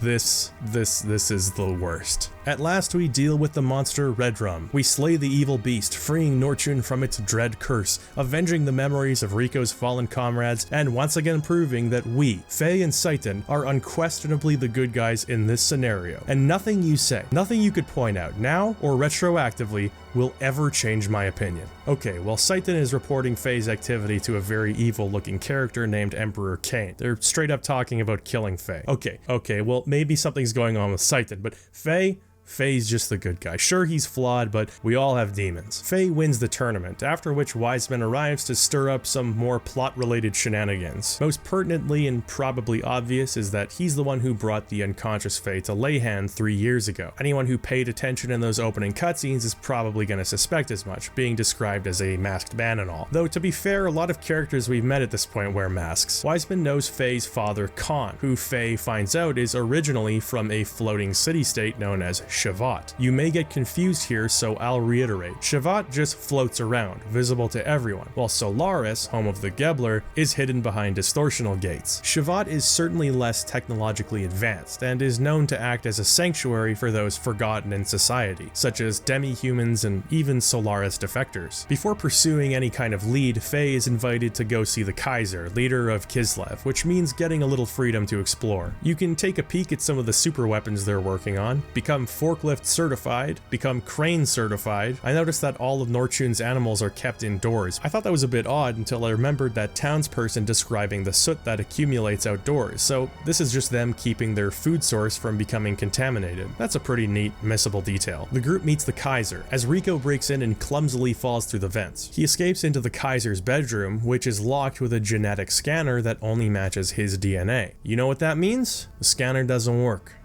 Nah, I'm just kidding. It means Rico has been the Kaiser's son without knowing it. The smell of the room brings back Rico's memories. You see him grow up without a father, the ostracization he faced because of his increasingly noticeable demi-human features, and losing his mother from an illness. This is a great bit of character building for Rico, and unfortunately, the last time we'll be getting any. In one of the weirdest narrative decisions of the entire game, Rico essentially becomes a Chrono Cross companion at this point. You can have him around for the story, but there's not much further development. It's a shame because he's an interesting character and I see a lot of potential for expanding his role, but it's never taken advantage of after this point. It would have been nice to see his interacting with fellow demi-humans, some kind of reconciliation with the Kaiser, and grappling with the after effects of losing his mother, facing isolation. At this point, forces beyond our understanding initiate what they call a purge on Nortune, which involves a full-scale attack from Gebler with genocidal intent. The reasons behind the purge are unknown, even to people high up the chain like Ellie. This might be one of my favorite shots from the game. That cityscape with guns firing, spotlights shooting off into the night sky. It reminds me quite a bit of Zone of the Enders, which itself has a very unique visual identity. Faye, rather than running away, decides he's going to defend Kislev, once again facing Ellie and her jerk squad. We're already seeing a nice bit of character development from Faye. In the beginning, not only was he afraid to fight, but he didn't particularly believe in the good that others fought for. Now, with little hesitation, he hops into Veltal to help the downtrodden, even against insurmountable insurmountable odds. He's even joined by Rico, who sees Nortune as home, despite some mixed feelings about its power structure. After some pushback, Rico straight up grabs their attack ship and steers it somewhere else, anime power levels increasing by the minute. Even Ellie, in defiance of Gebler, joins the crew. Faye and Saiten are far from their friends in Ava. Rico is now homeless and purposeless, and Ellie would likely face a firing squad if Solaris knew that she's more or less defected. The logical next step? Breaking into a secret underground facility and stealing the world's largest airplane before it's finished to fly it back to Ava. Alright, en route to commandeer the Goliath. Ellie and her gear are formally back in the party, and while everybody else's gear produces sparks when they punch an enemy, Ellie's gear makes hearts. Both on foot and in gear, Ellie's battle style has a stronger emphasis on using ether powers, which I find are highly situational. The majority of the time, nicely leveled death blows will do the trick better than ether powers, which is kind of unfortunate. Ethers are talked up like this incredible power, but then most of the time you're just using them to heal or temporarily make an enemy weaker to wind damage or some shit like that. Credit where it's due though, Bart's gear has an attack called Wild Smile that lowers the enemy gear's accuracy, and it's consistently helpful from the beginning of the game until the end. This isn't one of those RPGs that makes it so bosses can never be debuffed, thank god. The squad, of which Hammer is now a part, successfully steals the Goliath, but because good things aren't allowed to happen in Xenogears, Graf shows up straight up riding on the shoulder of his gear. Graf just fucks everybody up while his gear casually watches. He doesn't even need it, which demonstrates a level of power that should intimidate you. But the Demon of Elru, I mean, he did lift the Yggdrasil, so I don't know, Graf, you're gonna have to do better than that. The plane nosedives, which sends Graf and his gear flying over the edge. Which gives Hammer a chance to shoot the bugger. I guess no game escapes the localization curse. Bart, traveling nearby, sees the Goliath and wisely takes the initiative, sending surface-to-air missiles at it and forcing it to crash land into the ocean. Yeah, he thought it was Kislev, which, you know, that's fair. While Saiten, Hammer, and Rico are rescued by the Yggdrasil, Faye and Ellie at long last begin their stranded at sea arc. Day 410, found a rubber ball. If I look at it long enough, it reminds me of Lumba. I imagined it in a wedding dress. It looks so nice. I just want to take a picture, but then I feel the long man's presence. Ellie says he's not real, but the long man is. Faye, it's been 45 minutes. There's an excellent scene here where Faye reflects on all he's done since his journey started. Deep down, he still believes that his motivations are selfish. The only reason he's helping others is his own desire to feel needed and find belonging. He's acting out the heroics and altruism, but feels the motivation is lacking in sincerity. It's the kind of inner struggle that breeds self-doubt. Am I really a good person just because I've done good things? Do actions matter as much as what's inside the heart? What does it even matter in the end? These are questions that Faye has been confronted with since the beginning, and at last, with nowhere to go, Ellie becomes his confidant. She takes a noticeably more optimistic approach to the situation, encouraging Faye by telling him that regardless of motivation, it's infinitely better to do something good than to do nothing at all. By acting out these meaningful goals, you bring about a sense of purpose and fulfillment. Desiring to do good in order to find your place in a group isn't selfish at all. In fact, it's necessary for your own growth and for the good of that broader group. I'm filling in some gaps, but generally speaking, I'm not doing a lot of inferring in this game. These ideas are communicated very effectively in Xenogears' story. Inversely, my experience with something like Legend of Dragoon forced me to be really charitable in order to add depth or nuance to the game's story, but that's not the case here. Eventually, Faye and Ellie are rescued by the crew of the Thames, a gigantic floating city where I can read YouTube comments. What is this, a giant knife? What are you supposed to do with this? Oh, hey, a giant shotgun too? Whoa, hey there, bud. Let's just talk, okay? Don't do anything hasty. Turned into Swiss cheese. Okay, Switzerland canonically exists in Xenogears universe, you heard it here first. So aboard the Thames, there are a lot of different levels and areas to explore. There's lots of treasure to find, you can challenge people to this card game, which starts out overwhelming, but actually turns out to be pretty fun. There's just a lot of carefree atmosphere here. Yeah, people are working hard, but they're having a good time, getting schlitzed on the lower decks, just a jovial place. Thames is a bit of a misnomer though, it's less like an English pub and more like a dive bar in Milwaukee. It's a good time to shoot pool with friends, but you gotta leave before 1:30 a.m. or you will take a glass bottle in the back of the head and become concussed. Of all Thames' colorful cast of characters, there's one that stands out. The captain himself. The captain, an anthropomorphic walrus who smokes from a pipe, and his first mate Hans, not to be mistaken with Franz, who's busy making beats on the Yggdrasil, are a bottomless source of pleasantness and generosity. Why are you being so kind? That's because I am a man of the sea.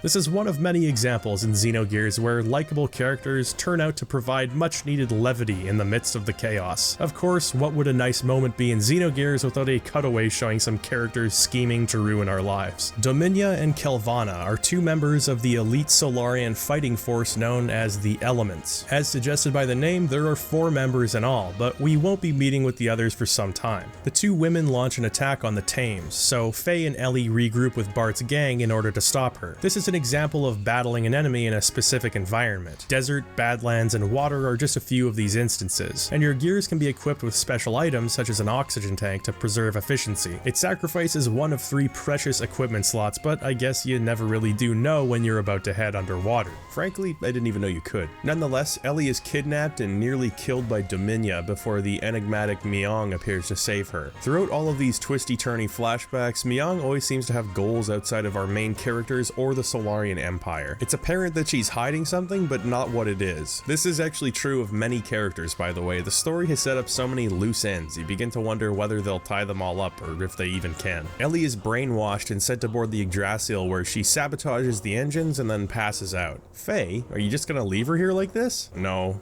I guess not. Dominia comes back pissed as all get out and ready to finish the job of killing Ellie. As an aside, Dominia's gear looks badass. All of the gears are sufficiently distinct from one another, both in general design, color usage, and even how they look while posing or fighting. They feel right in sync with the characters piloting them. Brigadier has that proud, wide stance like he's ready to take on the world. Veltal, well, just takes a kung fu stance like Faye. Ellie's gear, Virj, takes a guarded stance but still ready to fight. Just some examples. We'll see many more gear before the game ends, and the designs become incredibly elaborate. Flip through Xenogears Perfect Works companion book for some really great concept art that shows off the level of detail. So it's bad enough that we have to fight off Dominia, but Ramses and Myong show up to battle as well. What's going on here? They are absolutely relentless in their pursuit of Faye and Ellie. It's not the first time someone's defected from the Solarian military. Just take the L and regroup, Jesus. Ramses and Myong retreat, but not before seriously damaging Veltal and placing Faye in a coma. Standard medical procedures just can't save him, but Ethos might have the technology necessary. Ethos, being the ones who dig up and repair gears to working shape, are known to have access to some pretty nifty stuff, but their secrets are well guarded and outsiders aren't permitted entry into their monasteries. Miracle of miracles, some folks from Ethos are aboard the Tames, performing an investigation. These special members of Ethos are known as Etones and are in charge of killing mutated beasts known as Wells that populate the game's wilderness as monsters. Enter the Black family. Billy Lee Black is a young, gunslinging priest who's on a most pious mission to rescue children and kill Wells, and he's all out of children. Actually, no, that's not true. He has an orphanage with lots of them. Billy's father, Josiah, seems intent on following him around, even though they don't have the best relationship. Josiah, or Jesse for short, has some choice words for the entire Ethos religion, unlike Margie, who, despite Nissan having an entirely different belief system, is mostly respectful and curious about Ethos. Billy has a formal but easygoing disposition that makes him likable, one of my favorite characters in the party, in fact. I find his design interesting, pageboy with his shotgun. In the middle of Josiah and Billy's domestic dispute is Primera, Billy's sister who's completely mute. She follows her father around everywhere, which is one of the few things keeping Billy from cutting ties altogether from Josiah. Like seemingly every other character we've met, Jesse and Seitan have some history. Jesse calls him Hyuga several times, which nobody seems overly concerned about, but you gotta wonder, why exactly? Once again, I'm just too distracted to pursue my suspicions because the Yggdrasil can now float on water. Fear the mighty steel sea dog. Sadly, as mentioned, there just isn't much freedom to go anywhere, or perhaps it'd be more accurate to say there's no reason to. You can find 1 or 2 new locations, mandatory for the story, or you can revisit Ignis and just go back to towns you've already been. As far as I can tell, there's not much by way of new interactions or even side quests at all, which is pretty disappointing. I want to feel like there's a vast world at my disposal, but the game's entire structure is deceptively linear. You're going where the game wants you to go in the sequence the game wants you to go there. Your only input is how long it takes you to get there or how much grinding you want to do in between, which if you want to level up or find new death blows is actually going to be quite a bit. Regardless of which ending you choose in Mass Effect 3, you'll end up finding your way to the Ethos Cathedral, and it's here where, for the first time, shit will truly hit the fan, and there will be no going back. So Faye is placed on a medical unit, and, well, Faye's new cyborg body is under construction. Wait, I'm kidding about that. If you played Xenoblade, that sounds like a thing that would actually happen, but no, not this time. That's just a joke. The team heads for Billy's orphanage Orphanage, where you'll experience the most realistic portrayal of a child telling a story in all of gaming. Yeah, oh, okay. Yeah, that's cool. Yeah, okay, sure. Right, yeah.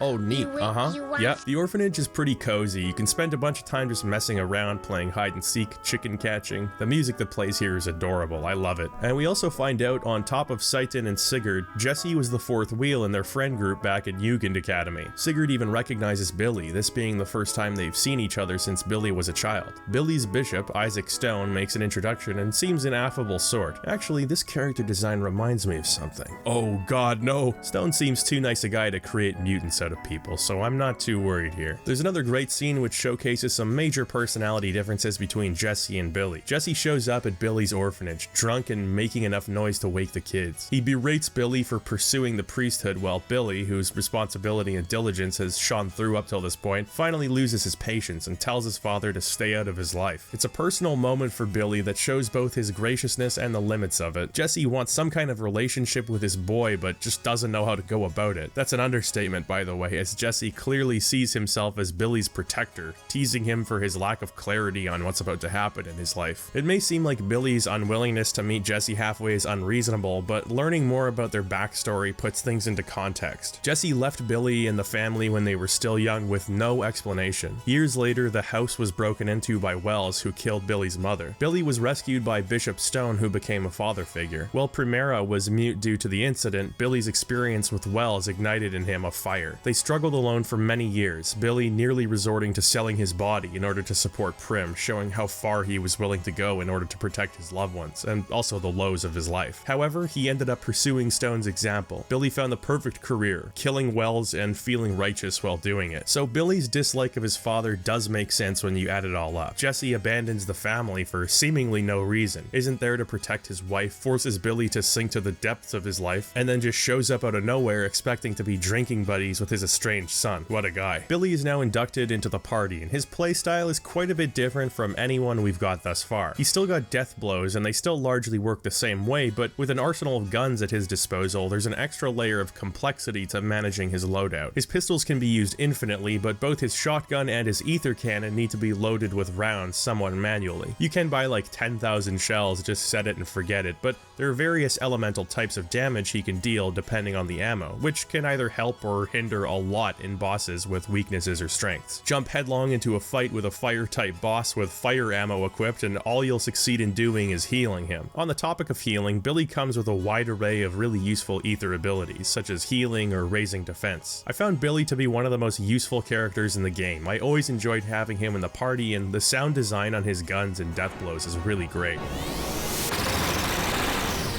It's also interesting to note that certain characters' weapons, such as Bart's whip, are actually rendered in 3D on top of the battle sprites. It's a great melding of the two dimensions, and that whip looks really dynamic in battles. So we do a little Wells hunting. It's called We Do a Little Wells Hunting. That means traversing another dungeon. This time it's the Midnight Meat Train. It seems like we're just going to some poor Wells home and slaughtering them for no reason, but I know better than to ask questions at this point. Billy sends a signal to his children at the orphanage, and they start operating the playground equipment like machinery. This is a Ren Mazuo. It's got a cape and like a wizard hat, which makes it extremely cool. I mean, look at this shit. It's got guns for hands, which work the same way as Billy himself. They can be swapped out and loaded with different ammo types. Just imagine how big those bullets are. Who manufactures them? I guess the same people who make this. So we beat the Wells. Okay, come on, where's Graf? Let's hear it. I know something bad's about to happen. No? Okay. So back at Ethos, oh son of a bitch. Some people forced their way into the cathedral and slaughtered all of the Ethos priests using the language of Purge, which we saw used by Solaris in reference to their siege on Nortune. Heading deeper and deeper into the prohibited areas of the institution, the group finds a databank. When I said shit would hit the fan here, yeah, that starts now. Ethos and Shakan have been working together. Ethos has been sending resources to Solaris. Ethos is an organization within Solaris. Ethos was established to supervise the lambs for Solaris Solaris and to act as shadowy figures, pulling strings and arranging outcomes in their war. They also send slaves to Solaris, often the downtrodden and poverty-stricken who come to Ethos for help, and Billy's just like, oops! Further records indicate that Ethos has been quietly scheming to gain independence from Solaris, secretly finding an excavation site rich with ancient biological weapons, beyond even what Solaris has access to. Now this is big stuff, relatively speaking. I looked over the notes I took while playing and I was like, whoa, I can't believe it, this is mind-blowing. But after beating Xenogears, it's more like, this is one of the least insane and easy to digest things that the game throws at you. It's an interesting twist though, don't get me wrong. Billy's having a crisis of conscience and Bart's just like, Billy, it's been 4 minutes and you still haven't gotten over the organization you pledged your heart and soul to secretly operating with unspeakably evil intent? Jesse arrives, taking out some Solaris goons, and he's kinda like, see, that's why I told you to stop being a priest. And Billy's like, you could have told me this stuff, and Jesse's just like, it's revealed by a Solaris officer that Ethos became too greedy of an organization. On top of planning to break away from Solaris, they also, well, let me take a direct quote, saving orphans and refugees, they may seem like works of mercy, but the little boys and girls kept here were actually used as a means to satisfy the desires of the pontiff and the bishops. Good lord, Solaris starting to look like the good guys here with this purge. Bear in mind this game was released several years before the Catholic Church scandals received mainstream attention. It wasn't unheard of, but not nearly as well known as it is now, so I think it may actually be a coincidence that the subject matter ended up in the game. They're trying to portray Ethos as an evil organization. Lies, manipulation, greed, and, well, what's more evil than this? There's a commentary that Xenogears is driving at here regarding faith, specifically blind faith born from desperation. Ethos is responsible for much of the discord occurring in Ignis, but while creating the problem, simultaneously offer a solution in the form of faith. Billy in particular is implicated by Solaris here. Using faith as a cushion to break his fall, Billy bounces back, the triple B technique, and finds justification for his killing of Wells through the promise of his own perceived righteousness. I think you can interpret these events in different ways, but I believe that Billy found a convenient way to run from his trauma and find community simultaneously, both of which become major themes in Xenogears as the game goes on. It could be his faith was never stress tested simply because the implication of it falling apart would have been too much for Billy to bear. We've heard him speak ashamedly of his lowest points. He's built himself a thick suit of mental armor so as to never fall to that point again. By itself, that's not a bad thing, but Billy's armor is glass. Completely shattered by the Ethos revelation, Billy can't even stammer out a sentence. That's when Jesse steps in, filling the fatherly role in mutual understanding with Billy. As Stone's monologue just relentlessly shatters Billy's worldview, Jesse steps in to shut him up. The first time I saw this scene, I was suspicious that Jesse was hiding something, that maybe Stone was talking too much. But on second viewing, I believe he was just trying to prevent Billy from being destroyed, the only way he knows how, by interrupting Stone and pointing a gun at his face. Meanwhile, we're introduced to another new villain, Creid, who floats around on this menacing orb, attempting to destroy the Thames with not only artillery, but also releasing hordes of hostile wells onto the ship. We've now got Graf, the Demon of Elru, Shakan, Stone, the Crayola Brain Trust, and Creid. It's a lot of adversaries. I need Lloyd to show up and say, In other words,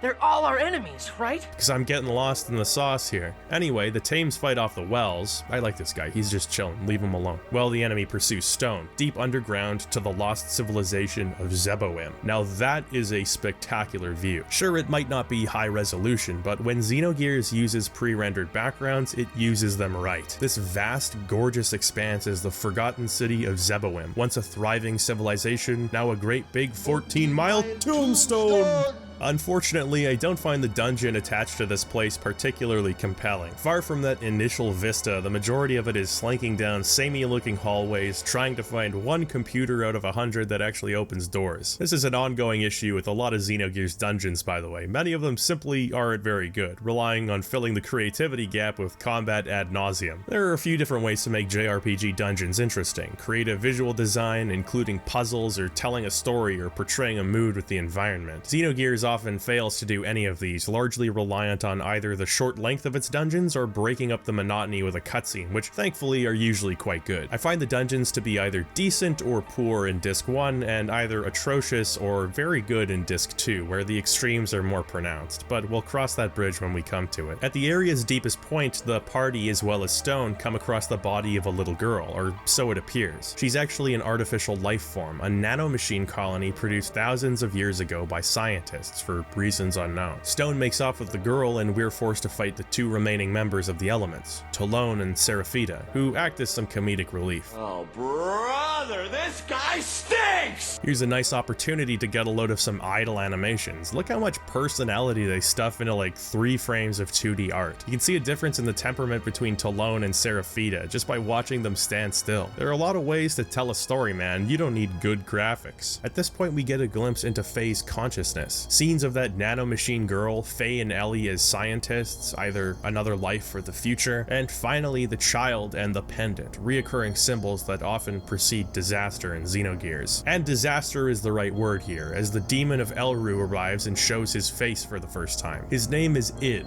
Yeah, like that Id. And let me tell you, this guy does not fuck around. I went into this battle unprepared, and wouldn't you know it, things didn't go well for me the first time. But it's such a great battle. That ambience, that atmosphere, that mysterious, menacing music taking the place of the standard boss music. There's this panic as so many of your attacks fail to connect. You rush to try to heal up one party member, but Id's already moved on to the next. It's such a tense, well-handled encounter, and to me, it demonstrates how a straightforward battle can tell a compelling story. We didn't know Id before, but we're getting to know him right now.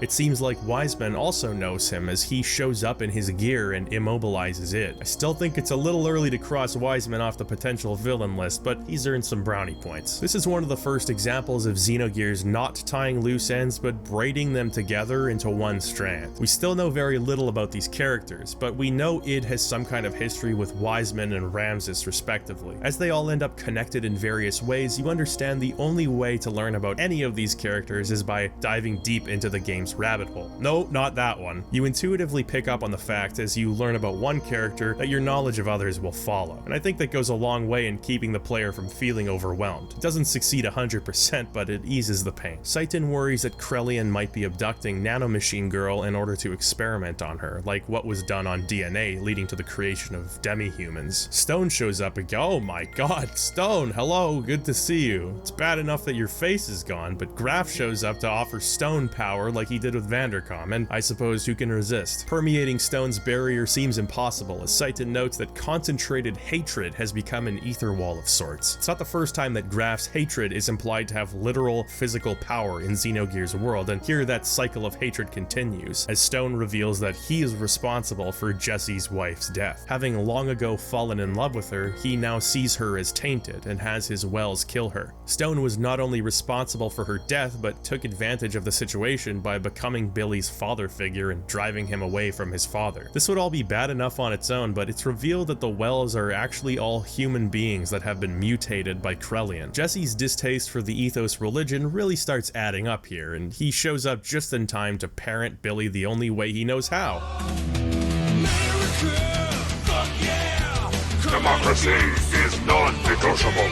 Nobody can defeat Dad Energy. Stone doesn't stand a chance. Back on deck, Primera speaks her first words in years. Jesse, having reassured Billy that the Wells are in a constant state of suffering, seeking human blood to quell their misery, lets him know that his faith gave him the ability to end that suffering. That's what the guns were always meant to do. Despite some complex feelings on the matter, Billy more or less reconciles with his father, thus tying a satisfying little bow on this character arc. Even with Stone dealt with, their problems loom large, and it all comes back to Solaris. The group decides the best course of action is to reach Shevat, but there's a problem there. The problem is that it's flying up in the sky where we can't reach it. Now my thought is, if we aim a laser pointer at it for long enough, eventually it'll touch down, but that might be dangerous. Working theory is that Babel Tower, this massive conspicuous spire I accidentally visited early and then quietly left, is used as a bridge between Shevat and the surface. Now when I mentioned I was gonna climb Babel Tower to someone, they were like, oh bro, Babel Tower is the worst. You're gonna hate it, man. It sucks. It sucks. And okay, I get why people think that. It's the most platforming focused area in the game, and as previously mentioned, platforming in this game is it's there and it's bad, but I felt I could contend with most of these challenges just fine, and once you get past that, the atmosphere in this area is just incredible. It all starts with the music. This soundtrack, composed by the prolific and immensely talented Yasunori Mitsuda, is host to a range of themes and motifs motifs, but there's a distinct category of track in this game I'd call mystery, music that plays in strange, confusing, or revelatory moments, and these track captures Xenogears' intriguing atmosphere brilliantly. Babel Tower's theme is one such example. The track is called Omen. It's dark and disquieting, and there's no more perfect name for it than Omen. In keeping with much of Xenogears' sci-fi take on religious symbolism, church bells and a choir imply higher powers at work, while the percussive clanking of metal grounds you in this rusted, dilapidated surrounding.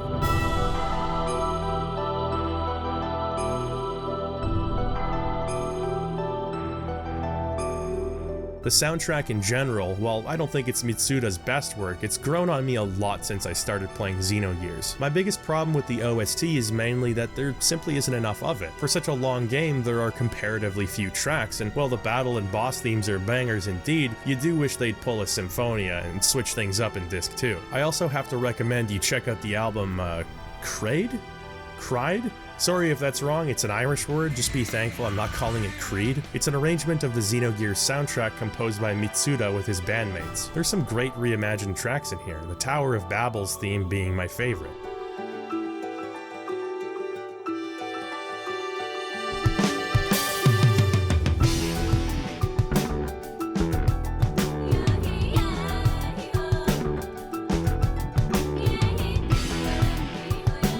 Speaking of the tower, it takes us higher and higher and higher. Who built this place? It's got such a confusing and unnatural structure, and why was it destroyed? Advanced technology sends us on an elevator ride to the balcony, our first breath of fresh air in quite some time, and a glorious setting for another showdown with Ramses. Even at this point, the climb isn't over. More computers, more elevator. Oh, shit.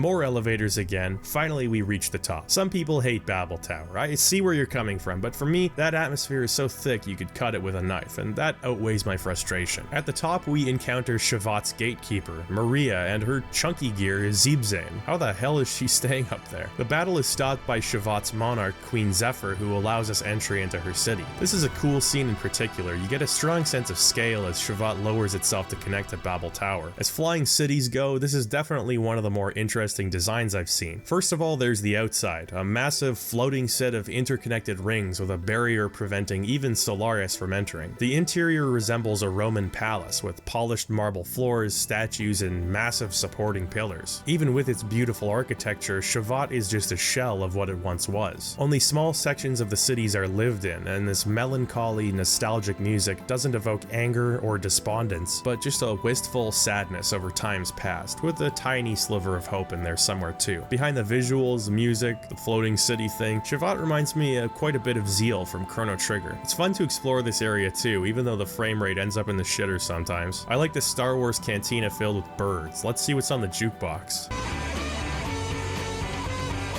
Shevat is largely populated with demi-humans, Solaris defectors, and oh my god, it's the last of the choo-choos, and they're like running a strip club or something. Aw man, this one wants to know if people on the surface are mean. I can't break her heart. I've made a huge mistake. It's kinda nice to see some life forms finding meaning in this crazy workaday world. Most people in Shevat are just ready to give up. Prior to visiting Queen Zephyr, you're encouraged to walk around the royal palace talking to NPCs. If you do, you'll be given a serious crash course in this world's history. There's a lot to unpack with the information you can glean from scholars in the library. So apparently there was this war 500 years ago between the surface and Solaris, which abruptly ended on the day of the collapse. An army called the Diabolos Corps appeared seemingly from nowhere and began to indiscriminately eradicate all life on either side of the war. Roni Fatima, Bart's ancestor, stood against the Diabolos, leading a desperate and ultimately successful counterattack. Unfortunately, weakened by the battle, the surface dwellers no longer stood a chance against Solaris, who seized the opportunity. Slaves were taken, and Solaris continued to reign over the surface by both proxy, such as with ethos, and with mass brainwashing techniques. That reign has lasted the past 500 years up to the current day, a seemingly hopeless situation for everyone involved. And you can just miss all this shit. Yeah, you could just walk past here and advance the plot and probably never figure out what happened. Oh, Saitan's wife and daughter are here, and apparently so is the entire village of Lehan. And Saitan is just like, hello, good to see you, been a few months. Well, back to the grind. We meet Queen Zephyr at last. Of course, Shevat comes under attack because we attract more negative attention than an EA game-related discussion on Reddit. Maria joins the party, which is a bit of a double-edged sword because while Zebzan is a pretty great gear for tanking damage, Maria herself doesn't seem to be all that great with on-foot battles. So this is the part where you tell me that if I equip her with 2 specific pieces of unreasonably expensive gear, I can make her the best character in the game or something. Come on, let's hear it. This part requires a degree of strategy as you split up to take on the different threats in Shevat with different gears. Pip's in that dangerous age right now, so she insists on helping. Okay, Pip, what are you gonna do? Refill the gear fuel tanks? Supply the drivers with snacks? Moral support?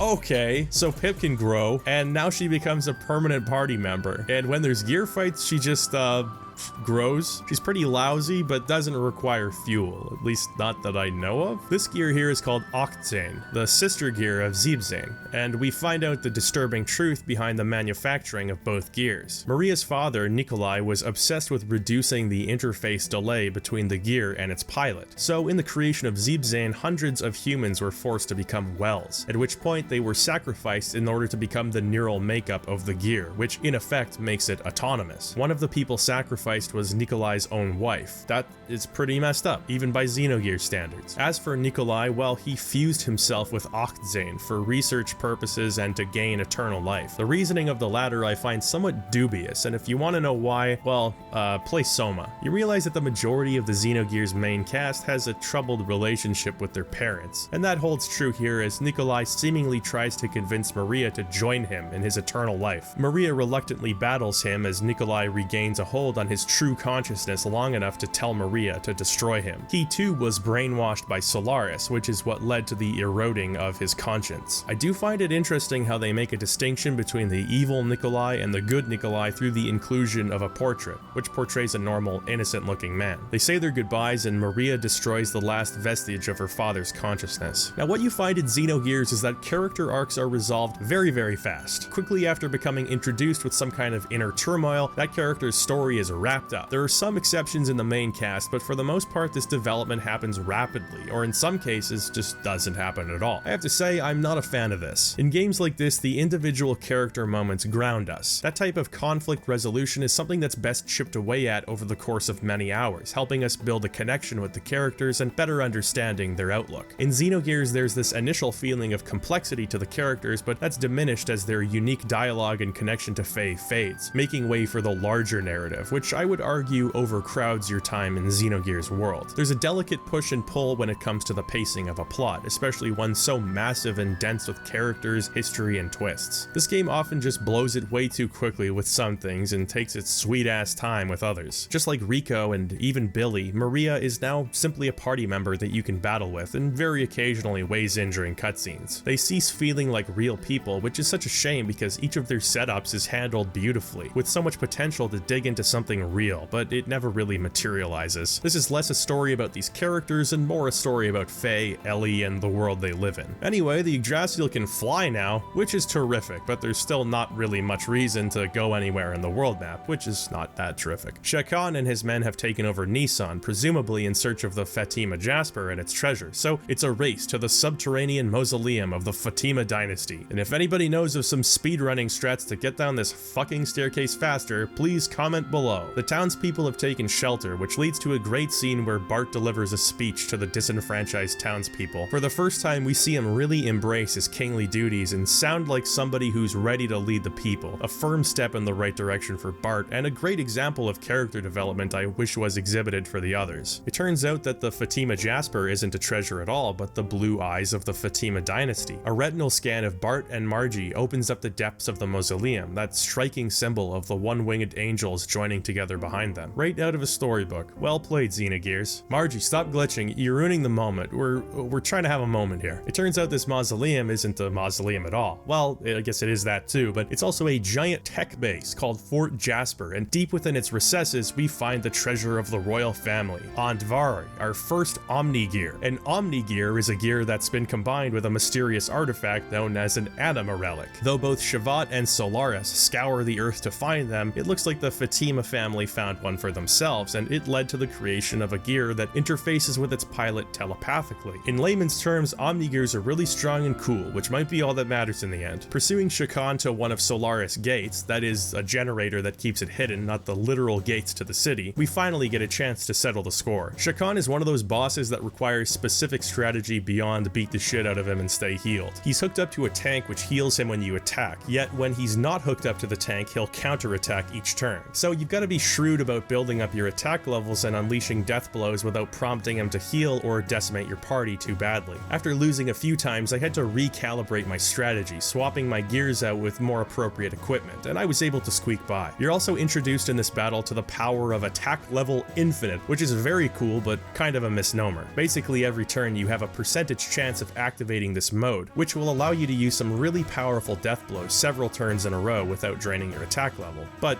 it's not infinite, it's like 3 or 4 turns. With Shakan defeated, one gate destroyed, and Solaris puppet government ousted, Bart takes his position as King of Ava, and then promptly announces that he's dismantling the monarchy and establishing Ava as a republic instead. Is this the storybook ending? No, not really. But if you ask me, this is perfectly in line with Bart's character. He loves his freedom and has faith in his fellow man. Reigning as a monarch, however beloved he may be, just isn't the logical conclusion of his worldview. Mahanon and Sigurd might be shocked, but I think this may be the first decision Bart has actually thought through before executing. Sigurd at last reveals that he too is a member of the Fatima dynasty, Bart's half-brother who walked in his shadow. Instead of becoming bitter or resentful, Sigurd has pledged his life to Bart, and that's what makes him bro material. Sigurd could have had it all if he'd stayed in Solaris, fighting alongside Ramses, but as soon as his brainwashing wore off, he remembered his responsibility. This is a great cap on Bart and the Yggdrasil crew's main story arc, and even if Bart's development is limited past this point, I can't be upset. There was a focus and attention paid to Bart that's paid off in big ways throughout his story. I consider him to be a terrific character and one whose escapades will definitely stick with me. So at this point,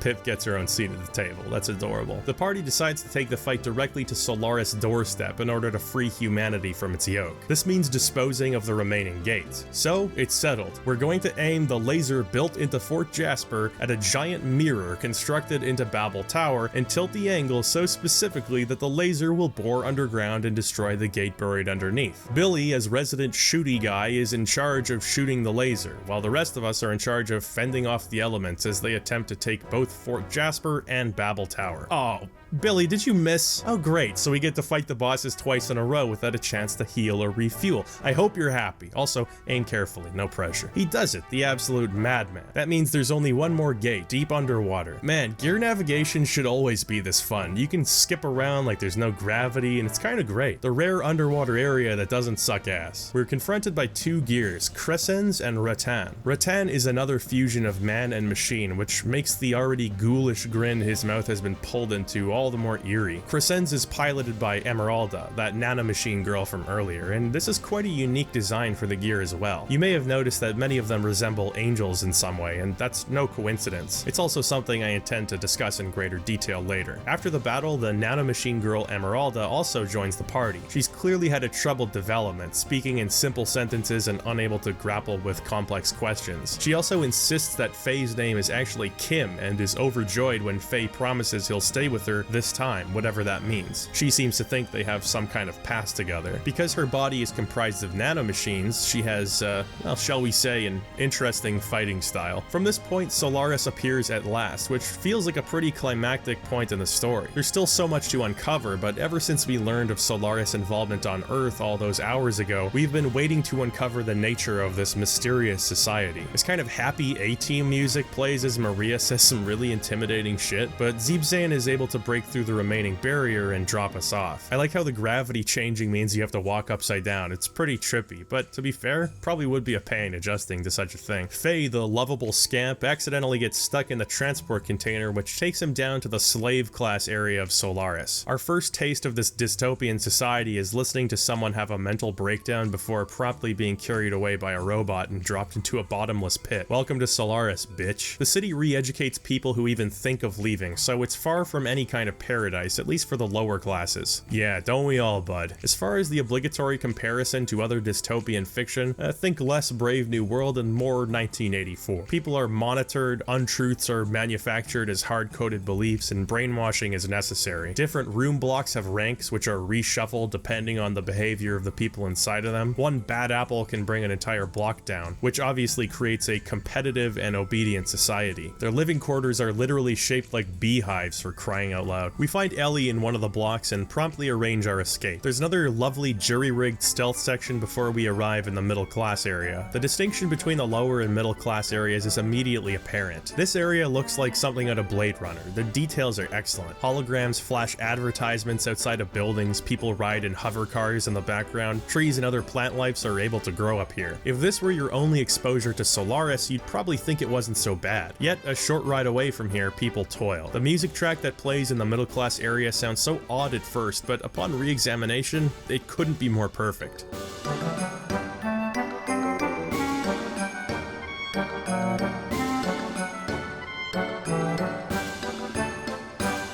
It captures the blissful ignorance of Solaris middle class so well, with a chipper, childish, dopey melody driving home the spell of obliviousness these people are under. It's almost kinda creepy. The brass and military drums almost sound like a marching band playing a national anthem. An unfounded sense of pride for a nation whose existence is contingent on the suffering of all those around them. This music couldn't be more Solaris. The least you can say for the people of Solaris, they've got great taste in waifus. Faye and Ellie sneak into a dedication ceremony, with the game once again utilizing its sparingly few pre-rendered backgrounds to the utmost of its ability. There's a tension and anxiety around Solaris regarding the breakdown of the gates, the first taste of vulnerability most of the citizens have ever experienced. But it's alright, because Emperor Cain is here to tell you that the destruction of the gates was actually planned by him and the Gazel Ministry, also known as the Crayola Brain Trust. Now, that's complete horseshit, of course. I mean, these people believe pretty much anything they're told. Solaris good, surface dwellers bad. This is basically 2 minutes hate directed towards the Lambs, a war cry, one that's bolstered by Krelian, who Ellie reveals is the one really pulling the strings of Solaris. Faye is overcome with memories in which he, now called Lacan, and Krelian are compatriots. Like Faye himself, this Lacan is a painter working on a portrait of Sophia, the original Holy Mother of Nisan, one whose unfinished portrait dredged up similar cryptic memories in Faye. This Krelian looks different and acts with a much warmer disposition than the ones we've seen. The memories continue as Krelian shows off his latest scientific experiment, joined by his mentor Melchior. As Faye returns to Earth, Krelian reveals holograms of Faye's captured party. He also says they'll be disposed of in the Soylent system, which, if you haven't seen Soylent Green, might be a mystery to you, but if you have, well, you probably already know what's in store for these fine folks. Yeah, they're gonna die and be turned into food. Under suspicion from the guards, Faye and Ellie escape to Ellie's family mansion, where we meet her mother, Medina, and Faye engages his focus, honed through years of martial arts practice in order to not stare at her naked body in the shower. Ellie basically has to beg Faye to take a shower, and fellas, at this point, you know, take the hint.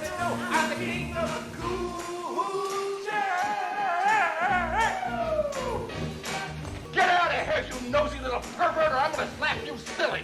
Ellie's father, Eric, is a high-ranking official in Solaris, which means the terminal in his bedroom likely has information on where the rest of the party is being held. Ellie hacks into the mainframe and triangulates their location, but then Ellie's dad shows up and immediately calls the guards to his location, threatening to shoot Faye in the meantime. Faye shows some real strength of character, telling Ellie to stay behind and live her life in Solaris so that he can suffer the consequences alone. Eric, who is apparently moved by this, calls off the guards but insists Ellie stay home. So Faye wanders into Solaris alone, and I'm just like, huh? I thought everyone was swearing at me, but then I realized that without Ellie, Faye has no one to translate the Solarian language to him, which is both a hilarious and wonderful piece of detail. Seitan, dressed as a Solarian guard, catches up with Faye and the two join forces. Remember that Seitan, the nice doctor who is in no way an asshole or responsible for numerous atrocities, was a Solarian citizen, so he both knows his way around and understands the language fluently. So Ellie finds her way back to the group, and we find ourselves outside the Soylent facility, which, once again, that's like calling your kitchen furniture warehouse the cabinets of Dr. Caligari. I'm just going to assume that something bad is happening here. Outside of the Soylent facility, there's some inconspicuous looking canned food. So Faye and Ellie start eating it because they're hungry, and when they offer it to the doctor, he's like, no thanks, I'm good. Then they go into the Soylent facility and they see large bloody slabs of meat being transported to machines on conveyor belts, and Faye is just like, well, that's gross, but it is what it is. He tries going further into the facility, but Seitan is just like, Faye,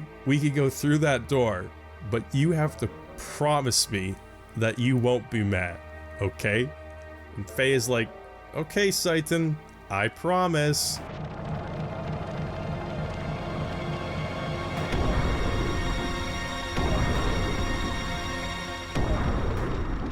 You promised. So yes, it's people. Soylent is people. This is where wells are created, and this is where many wells are turned into paste. They're biological material used for multiple things. Even though the name kind of gives it away, it is still pretty damn disgusting, and the reveal is handled really well. This extended section of the Soylent facility and beyond is referred to as Krelian's laboratory, and if there's one dungeon to complain about this early in the game, it'd probably be this one. There are some interesting tidbits here. A room that manufactures save points. I've played enough Chrono Cross to know where this one is going. There are rooms full of disembodied parts, wells being kept prisoner after being driven mad, sights and sounds not fully understood. It's quite a sight and does a better job of selling the disturbing underbelly of Solaris than anything else yet. There's also a fair amount of side paths and treasure, which is in general something that Xenogears is fairly good at including. The thing is this. The dungeon is so very, very long. If you include the Soylent facility and the previous garbage disposal area, well, it amounts to a lot of walking around identical corridors, getting into random battles, and realizing that you just went the way you'd already come from. They've once again tried to balance out this massive amount of story and cutscenes with a massive amount of dungeon, but as I've said in not so many words, it's better to have a constant balance rather than this tug of war Xenogears plays with itself. At a certain point, Seitan stops the group to tell them that they are at the birth site of all humankind, with Emperor Cain and the Ministry being the first. The Ministry were able to have their consciousness preserved after losing their bodies to the Diablos invasion. They've been waiting all this time to find suitable bodies so they might live again. That's what the memory cubes are for. On top of brainwashing people who use them, the sinister save points collect genetic data, finding suitable candidates for the Ministry. You start wondering if you can change the outcome by just like not saving, or why your characters even bother stopping by these floating geometric shapes every so often. Now, while that's all very bad news, it's not the worst news. That would be Seitan Uzuki being a certified asshole. Seitan's mission from the very beginning has been to monitor Faye. That giant telescope on his roof don't seem so innocent now, does it? The Ministry tells Faye about the whole long game they've been playing, referring to something called the Animus, which Faye has brought with him, seemingly in reference to his teammates. A computer terminal located in Solaris seems to reveal as much, which only really makes sense in context. With the world already under their control, the Ministry has only one goal left to achieve: the resurrection of God and the building of their Ark. The reason the record of humanity suddenly stops after 10,000 years ago is because humans were never originally of this planet, arriving here through means unknown at that time. Hey, remember when we were just like fighting guys in the desert? Yeah, those were simpler times. Krelian has Ellie hooked up to some kind of machine, speaking to her with a tone of what almost seems like lust or desire. It seems her fate is different than her party members. There's a lot of scientific language thrown around here as Krelian explains his plans and research. He talks about breaking down and reconstructing matter on a molecular level, his ability to reprogram the computer-like strands of DNA, the genetic memories hidden within introns, all of which is just obviously some science fiction theory, but it's real terminology. Maybe it's just me, but I really enjoy when the dialogue dives into details like this. Not only does it make it far more believable writing, but it makes me reflect on how unfathomably complex the human body is, which is obviously the point here. With all of the references to God, Xenogears is constantly trying to evoke this awe for the divine hidden within its often brutal mechanical world. The game marries the subjects of science and the supernatural in a truly fascinating way, providing reasonable naturalistic explanations for mystical phenomena. Seitan approaches Faye, who's imprisoned in a machine that's shut down his nerve connections. Faye, lamenting Solaris' involvement with their lives, says, "We just want a place where we can belong." Seitan has an interesting response here when he says, it's much easier to be given a place to belong than to make one yourself. There's this notion among the Solaris elite that people are ignorant enough of reality that they prefer their place to be carved out by someone else. It allows you to shirk the blame for your circumstances on others. The responsibility of the individual becomes that of the group. This calls back to Faye's conversation with Ellie at sea. This is exactly what he was afraid of. He believed that by helping others, he was selfishly trying to find a comfortable place among them. What Satan talks about is that concept taken to its logical extreme. Individuality isn't real. What we are is only a reflection of those who we surround ourselves with. Maintaining one's identity is futile, an illusory act through which we find meaning. The people of Solaris fancy themselves shepherds for these ignorant lambs, leading them to the slaughterhouse as they make-believe flights of fancy. Satan's words are relentless, pelting Faye like hail, ultimately coming to a head when Faye loses consciousness. When Faye comes to, he's surrounded by friends, and Satan, who stands over him, supposedly being the one who helped the others. Confused and shook by their earlier confrontation, Faye reluctantly accepts that Satan may actually be on their side. Even as the player, I don't really know what to do with this information. Satan explains that every person alive, Solarian and Surface Dweller, is implanted with a limiter. Solarians have it put in when they're born, but lambs receive it through eating the food from the Soylent system. These limiters are meant to both restrict one's abilities and instill fear of the Emperor. Satan removes the party's limiters, which story-wise puts them in a much better position to deal with the Solarian threat, and gameplay-wise gives us access to our final level death blows. Satan decides to wield a sword, likely becoming closer in line with Hyuga than Satan. Even having sworn to never use it to take another human life, he decides to don it one more time.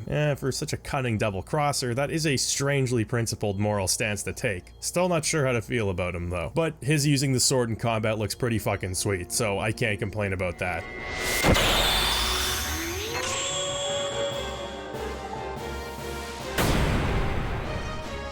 Ramses shows up periodically, becoming strangely unhinged and obsessed with murdering Faye. It's a stark contrast to this noble, upright commander we saw before. Hell, he even gave the Yggdrasil a fair chance to surrender during that battle in Ava, but he's becoming more neurotic by the second. The party rescues Ellie from Krelian's lab and attempts to make their escape, but they're stopped by Hammer? Oh no, bro, come on, don't do that to us. So he takes Ellie hostage for Krelian for reasons unknown. As possibly the last noticeable piece of characterization for Rico, he takes Hammer's betrayal extra hard. Hammer is clearly apprehensive and has probably never been in a situation like this before. It's kind of depressing how down on himself he is. I didn't think you were useless, bro. You helped refuel my gears, which is arguably a more important role than like half my party. Medina's motherly instincts kick in and she approaches Hammer, who releases Ellie but loses his nerve and shoots Medina. Of course, it's easy to feel betrayed by Hammer, but part of me always feels bad for him rewatching the scene. He's just in a position way over his head. Personally, I haven't aimed the gun at somebody under the threat of a much greater power before, but if I did, I imagine I'd basically be out of my mind with fear and adrenaline. It's also abundantly clear that Hammer cares for Ellie and the party, and has gone out of his way to help us in various ways since the beginning. It's a terrible thing he did, but it's also a terrible position he was in. We never really have time to grieve in Xenogears, as Graf shows up for a battle at the Big Bridge, along with a mysterious comrade known as the Executioner, who you may remember as the person who dropped off Faye and Nortune to become a prisoner. The nature of their alliance, or even who the Executioner is, are unclear right now. All we know is they want Ellie, which is surprising because Graf's original motivation was awakening Faye's latent power. Maybe it's all one big play, it's hard to say. Eric shows up in a gear to help the party escape, effectively guaranteeing his sacrifice but performing one last service for the greater good. And yet, it's not enough. Graf and the Executioner trap the entire party in some kind of electric field, preventing them from moving. Once again, Faye goes unconscious, but this time Veltal starts moving by itself, and transforming by itself, and becoming id's gear by itself. Turns out the Executioner is none other than Myong. The events that immediately precede this were expected, it seems, even a repetition of some previous events. And maybe I'm just a big dumb stupid idiot with a smooth brain, but I didn't really understand what was happening, until now. Faye and id are the same person. Faye has left the building, making way for id, whose destructive power is immense. How immense, you ask? ask? Id, riding in the transformed Veltal, destroys Solaris, like by himself. He just decides to destroy it, and he does. But that's not enough for Id, so he flies to the Yggdrasil to destroy that too. But this time he finds Ellie waiting for him. Id doesn't have a thought or feeling towards Ellie, but Faye does, and that's who Ellie nearly dies appealing to. Faye fights his way to the forefront of his consciousness, pushing Id back into the recesses of his mind and regaining control, however fleeting. Now that was quite a scene. I can honestly say I had no idea that Faye was Id the entire time. I suspected some kind of connection, but sure enough, rewind the tapes and you'll find that every time Id shows up, Faye is unconscious and implied absent. The group heads back to Shevat, where Seitan reveals all he knows, and I put that in big air quotes because I still don't know about this guy. The Emperor has referred to Faye as the Contact and placed Seitan in charge of monitoring him, understanding him to be a danger to others. Interestingly, if you remember back to the Nortune sewers, that monster, Redrum, wasn't the one killing Rico's friends, it was actually Id. So the people were, at least partially, correct in assuming Faye's guilt. Uncovering a Wells living in the sewer was a convenient cover story, creating a scapegoat. Kind of fucked up though, it's not like he was hurting anybody down there. Seitan further explains that Faye has dissociative identity disorder. Yeah, they really use the psychological term. The disassociation only seemed to begin after Leyhan was attacked. Yeah, remember how Faye went unconscious in Veltal, and when he came to, the entire town was destroyed? Once upon a time, Graf worked with the assassin Id, continually provoking the Id personality to maintain control, and killing many innocent people in the process. Yet, Id couldn't maintain control in the end. After a certain amount of mental energy is expended, Id's consciousness gives way to Faye, and while there is a relationship between the two personalities, it's not symbiotic. Id craves control and has memories of each and everything that Faye does. Faye, however, has no memory of Id's actions. Ellie's presence seems to allow Faye for greater control than before, but even then, Faye suffers from manic depression, being a personality constructed relatively late in life. The two main personalities are joined by an underlying mechanism that Id refers to as the coward. In essence, Faye is the primary personality that exists, but when something happens that elicits the coward's response, only then does Id take control. This simultaneously constrains and empowers Id, creating a relationship of both fear and resentment towards the coward. The mysterious Graf was the harbinger of the collapse, the Diabolos core, and with Id's power on a similar wavelength, Shevat's upper echelons decide to freeze Faye in carbonite. They schedule his freezing for the following day. Ellie visits him in the night and comes up with an idea. If Id only comes out when bad things happen, let's go somewhere nothing bad will ever happen. Well, that's a pretty good idea, except for the fact that everywhere is bad because the bad is Faye. Regardless, they both make their escape to Veltal only to find Seitan waiting for them, who's like, you guys took forever, and also you're not as clever as you think you are. Thankfully, they both have his blessing, and everyone else's, but how did they appear there without Faye noticing? Faye and Ellie cruise through the skies as an increasingly deranged Ramses shows up to take Ellie back to Krelian. Ellie straight up surrenders, but Ramses is just too bloodthirsty to stop. Even his gear's wings have become demonic. So he accidentally destroys the gear, sending it plummeting towards Earth, almost but not quite killing them both. And that is a wrap on Disc 1. We just went through a lot of spoilers, and yet for how short Disc 2 is, 80% of Xenogears' story is still ahead of us. You do have time to stop the video and go experience that for yourself, but that time is running out. If there are no further objections, let us embark upon this final journey.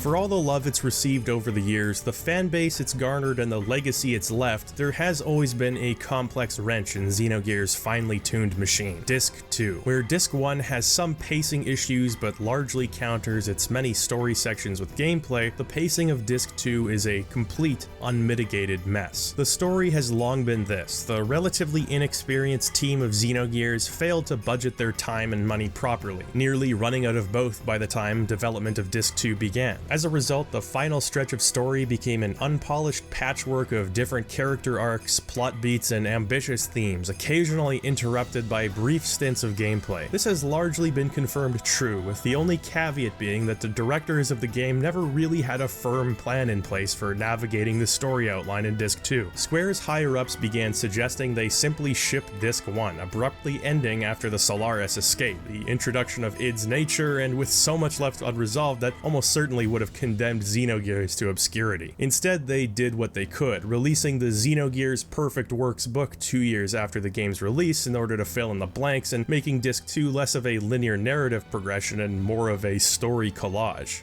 That all starts right here, in the plot chair. Much of Disc 2's narrative isn't told from a first or third person perspective, but from a retrospective narration provided by some of the game's main characters. They wax philosophical, asking cryptic questions and speaking in metaphor, regaling us with past tales of their exploits. Past for them. For us, these things haven't happened yet. We're presented scant sections of gameplay and cinematic as flashbacks, dreams, and memories. An incredibly jarring shift from the ways in which we've experienced Xenogears up till now. Faye and Ellie share collective dreams or memories of past lives, turning their relationship into one of gaming's more unorthodox love stories. As for the plot share and the whiplash-inducing shift in narrative style here, well, I don't hate it. I think it's unique. It's a part of Xenogears' identity, and the images of this pendant swinging back and forth in space-time creates a really mystical atmosphere as the cracks in this damn story are filled in one by one. 5 minutes ago, our characters were helpless and confused, and now they've achieved some kind of nirvana, if they're even real at all, and it feels like they're trying to help you, the player, reach that state of understanding as well. This wouldn't work at all if Xenogears' story and characters weren't as good as they are, but they are, so it does.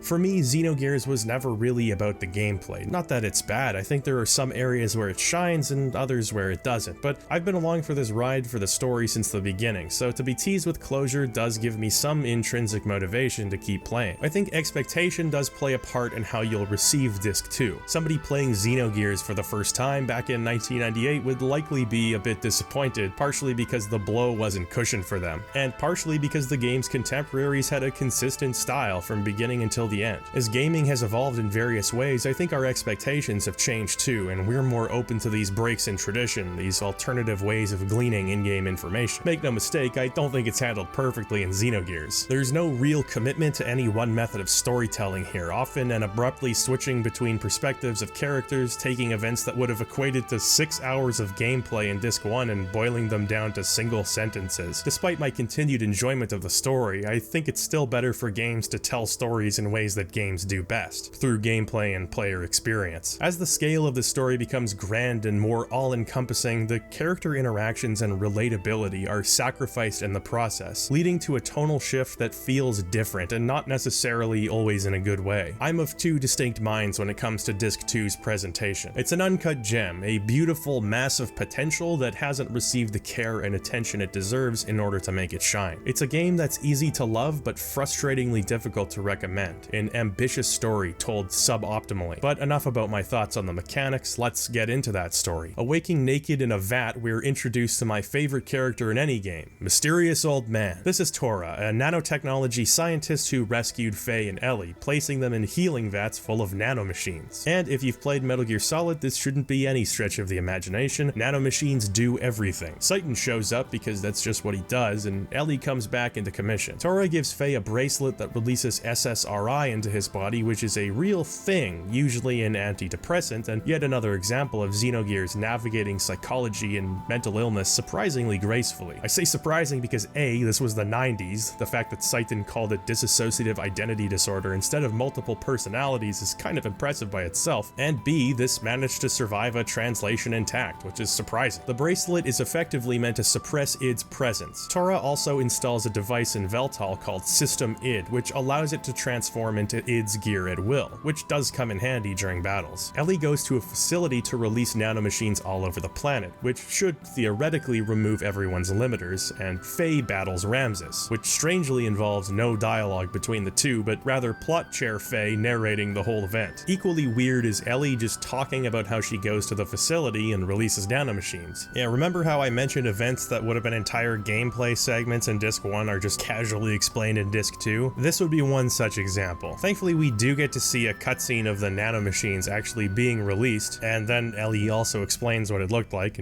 in case you missed it, I guess. While this is happening, Solaris uses the last trick up their sleeve, their mobile surface supremacy weapon, best known as Mswoo. Hey, move the text, I want to get a better look at that thing. So, as it turns out, Nortune's administrative district was, and I quote, a secret battleship constructed by Bart's ancestor Raoni Fatima after the Great War with with Solaris many hundreds of years ago. Uncovering this truth from some ancient records, Bart activated the secret battleship in order to fight against the Solarian mobile surface supremacy weapon.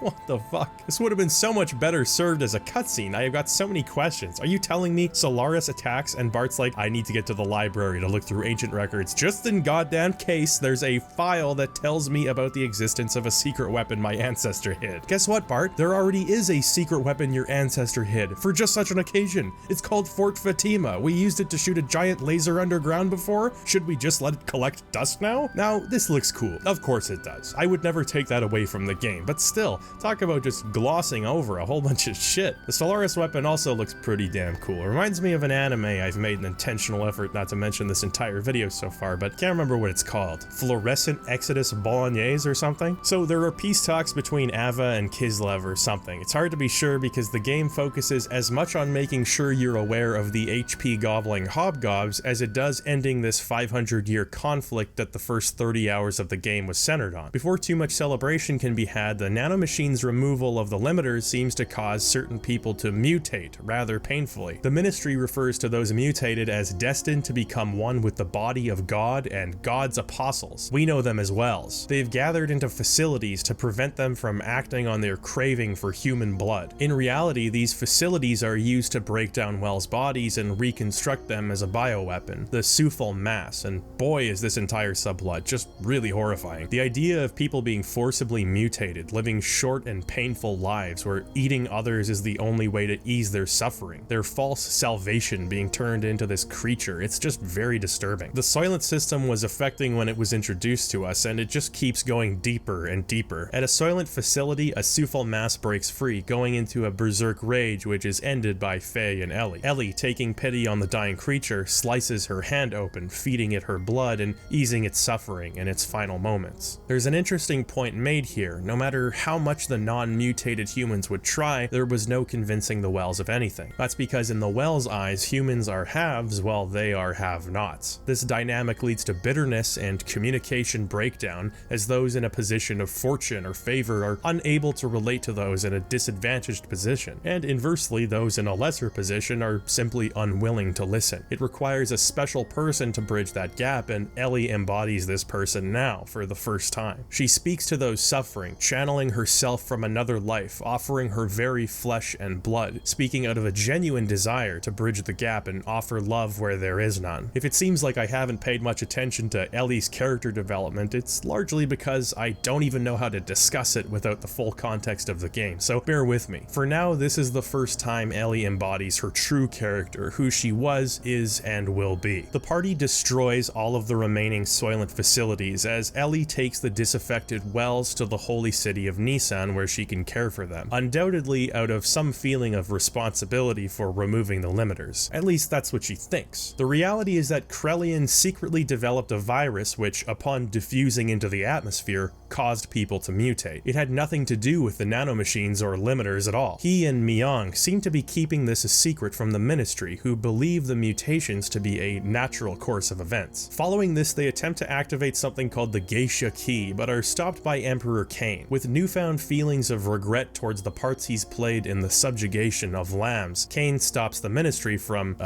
doing whatever they were gonna do. I'm not entirely sure. We only know it involves the resurrection of God. Back with Faye and the gang, they begin an arms race with Solaris to find the remaining anima relics. If you don't remember, the anima relics are joined with gears to create Omni gears, which are really strong gears. More important than that, the true purpose of the anima relics for the Ministry is to allow them to regain their bodies. Thus begins a series of infamously crappy dungeons. In the first dungeon, there's a lot of wandering around labyrinths, a lot of finding specific computers, and a lot of battles. I feel like I'm repeating myself at this point. The highlight is most definitely watching the Elements gear become one super gear. Check this out.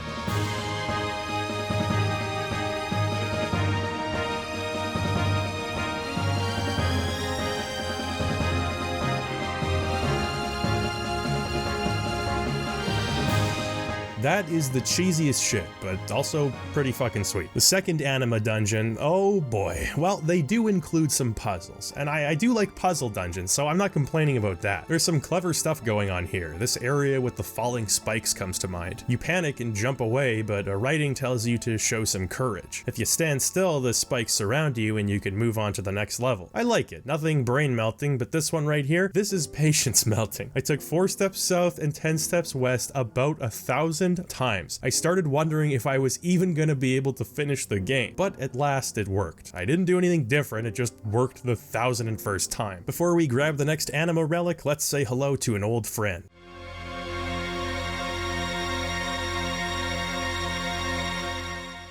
Hammer is back, and he's now the lead character in a David Cronenberg movie. Krelian has fused Hammer to a gear, giving him the power and usefulness that he's desired for the entire game. This is another instance of disturbing stuff. Hammer is just off. You've got to wonder what it's like to be fused with a machine like that, and the way he's wobbling makes it look like he isn't really in control of himself. As the fight goes on, Hammer gradually becomes more and more warped before finally self-destructing. It's a sad scene. Hammer and Pip are the two reliable lighthearted characters. To see him go down like this is disheartening. Ramses continues to teeter on the brink of sanity. With his strength in question and no place in the world, he becomes easily manipulated by Myong and Krelian, who have him assassinate Emperor Cain. The power dynamics are becoming more complex by the minute here, which isn't helped by how often these cutscenes are broken into pieces and scattered over many hours. Without Cain restraining their power, the Ministry is free at last to use the Geisha key and initiate the awakening of God. What follows is even more people becoming wells, howling together in response to the key. The ancient structure of Mahanon rises from the bottom of the sea, containing within the infinite wisdom and power of God. As the group debates heading towards Mahanon, Faye makes clear to Ellie that she isn't welcome to come. As Ellie's sensitivity to life increases and Faye's protective instincts become stronger, he worries that she won't be able to handle the coming battle. Of course, Faye, emotionally stunted as he is, goes a little too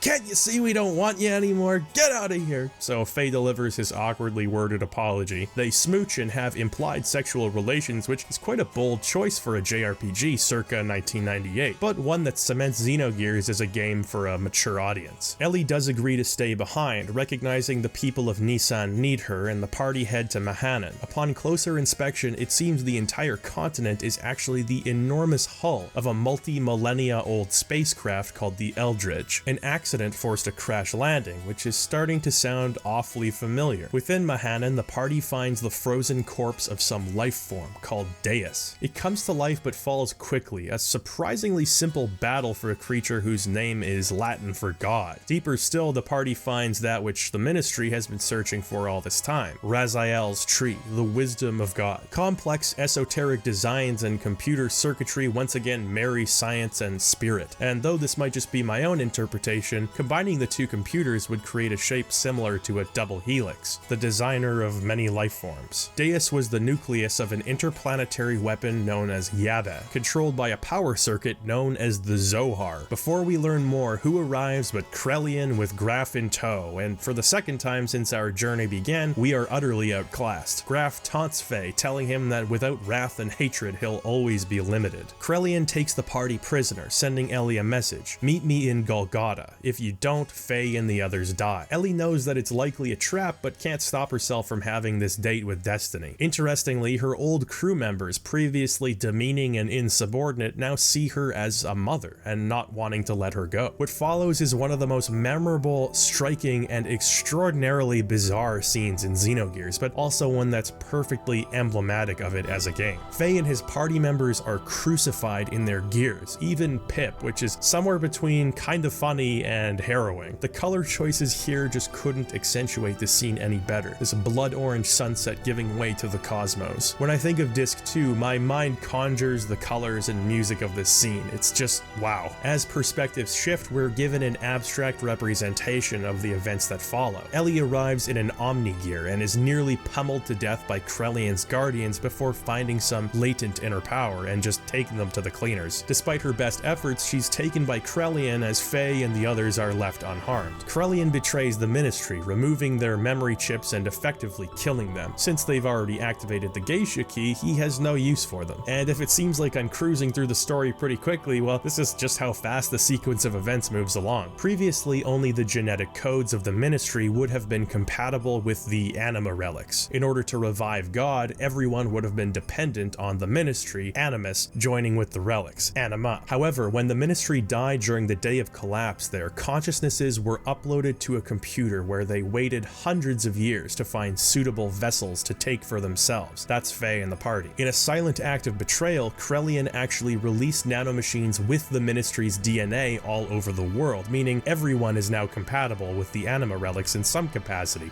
I think. Which means there's no more use for the Ministry. That's 2 big enemies we can cross out. Cain and the Ministry, only 700 to go. Wiseman shows up to the hyperspace dimensional narrative complex to give Faye a pep talk. He's in a pretty catastrophic state after losing Ellie to Krelian, and Wiseman is like, "I'm gonna make a man out of you." Seeing as Graf and Id are motivated by hatred, they have almost limitless strength. As Faye holds on to his pride and his ego, he can't well up those feelings to focus them. It's making him unable to face that level of power. The party heads for Krelian's current base of Merkava, where Ellie is being kept. In an iconic scene of Faye descending between 2 ethereal statues, the one-winged angels reaching out for each other. Ramses stands before us, and you get the sense that this is the final showdown. We look to the past. Faye's mother Karen and Krelian look at some fetus floating in a test tube, disparaging it as worthless. Karen's child is already the manifestation of someone called the Contact. The plans we had for this lab-grown child are now null and void. Ramses, born to a resentful parent, manipulated from birth, was condemned to a life of meaninglessness before he'd even said his first word. Nothing can dissuade him. There's no going back. This moment was as good as fate as far as Ramses is concerned. Despite their best efforts to have him see reason, Ramses finally meets his maker. Deeper into Merkava, Ellie is being crucified. A fight with Myong ensues, with Deus's next form awakening in the backdrop. It devours the team's anima relics, rendering the Omnigears useless. All Deus needed to awaken was Ellie and the anima relics, and the team has brought them all on a silver platter. I don't know who's manipulating who at this point. In order to awaken as God, Deus requires both the anima relics as well as the sacrifice of Ellie, who must be assimilated into it. Ellie is on the verge of death when who saves the day but good old Ramses. With the last of his strength, he kills Myong and Krelian, the former of whom possesses Ellie's body and shoots Faye, and the latter of whom is instantly revived because of nanomachines. And I hope you're not tired of long-winded plot explanations, because they continue ceaselessly. It probably won't shock you to learn that Deus is that life form which has been referred to as God since the beginning, and that it's an ancient interplanetary weapon system that crashed to Earth many thousands of years ago. It might shock you a little that it's already annihilated an entire planet. It was disassembled into its constituent parts and placed aboard a freighter called the Eldridge for transport to another planet where it couldn't hurt anyone. However, it had sentience and intelligence, and if there's one thing sentient, intelligent lifeforms hate, it's being cut up into tiny pieces and shipped abroad. So it hijacked the ship, taking control of its systems one by one. In a last-ditch effort to stop Deus from saving itself, the captain of the Eldridge engaged the ship's self-destruct, sending the ship and each part of Deus hurtling towards the planet. Deus saved itself by detaching its power reactor, known as the Zohar, before the impact. Wherever the Zohar is, and whatever the Zohar is, you don't mess with the Zohar, because it powers all gears and ether abilities. How? By utilizing the energy displacements caused by actualizing potential future phenomena. That sounds like some quantum physics, which is actually referenced fairly often from here on out in the game, but I'm not going to attempt to unpack that one. Now, within the Zohar existed a core known as Catacomony, a biological computer which, upon impact with the foreign planet, activated an emergency system capable of generating sentient genetic material. So it fired out the progenitor of all humankind, known as the Persona, and got cracking on creating human life, the first of which created were Emperor Cain and the Gazel Ministry. Before being reborn as human, the Gazel Ministry were each an individual component of the Deus core, known as Animus. To go along with their male type element was a female type called Anima. The entire creation and history of humankind on the planet has been experiment orchestrated by Deus in order to power itself back on again. Some humans will receive the privilege of becoming part of the organic mass known as Deus, and others will simply be destroyed, neither of which strike me as preferable, and I start getting the feeling that we're in a bit of a fix at this point. Merkava rises and wreaks havoc on the Earth. The wells are gradually absorbed into Deus, their material repurposed as lifeless husks known as the Seraph. Without Ellie, Faye no longer had a grip on reality and so was forced to become prisoner in Shevat again, just in case he were to relapse and become Id. In confinement, Faye meets Id within his own consciousness. It's here we finally receive the context that'll frame much of the story. We see people sitting around a campfire, Lacan, Faye's ancestor, Reen and Roni Fatima, Bart's ancestors, and Krelian. Jovial, pleasant, and carefree, their gathering looks like a cutscene from earlier in this game. Sophia, the mother of Nissan, called Ellie in this time period as well, is the subject of reverence for everyone around her, in particular Lacan, who's been charged with painting her, and Krelian, both of whom are in love with her. We flash forward to Sophia's sacrificial death, her final words begging Lacan to find meaning in this world through relationships with others. To say Krelian is devastated is an understatement. He's completely broken. He proclaims God to be dead and vows to create God with his own hands, a twisted interpretation of Sophia's teachings. Krelian becomes filled with wrath and disappears to see his goals through. Lacan, heartbroken in his own way, begins a quest to seek the power he'd lacked. Overwhelmed with memories of ages past, Id breaks through in search of the Zohar. As Seitan and the group catch up with him, they find Veltal in an embryonic state. Its membrane and umbilical cord peel back, an obelisk rises from the ground. Zohar.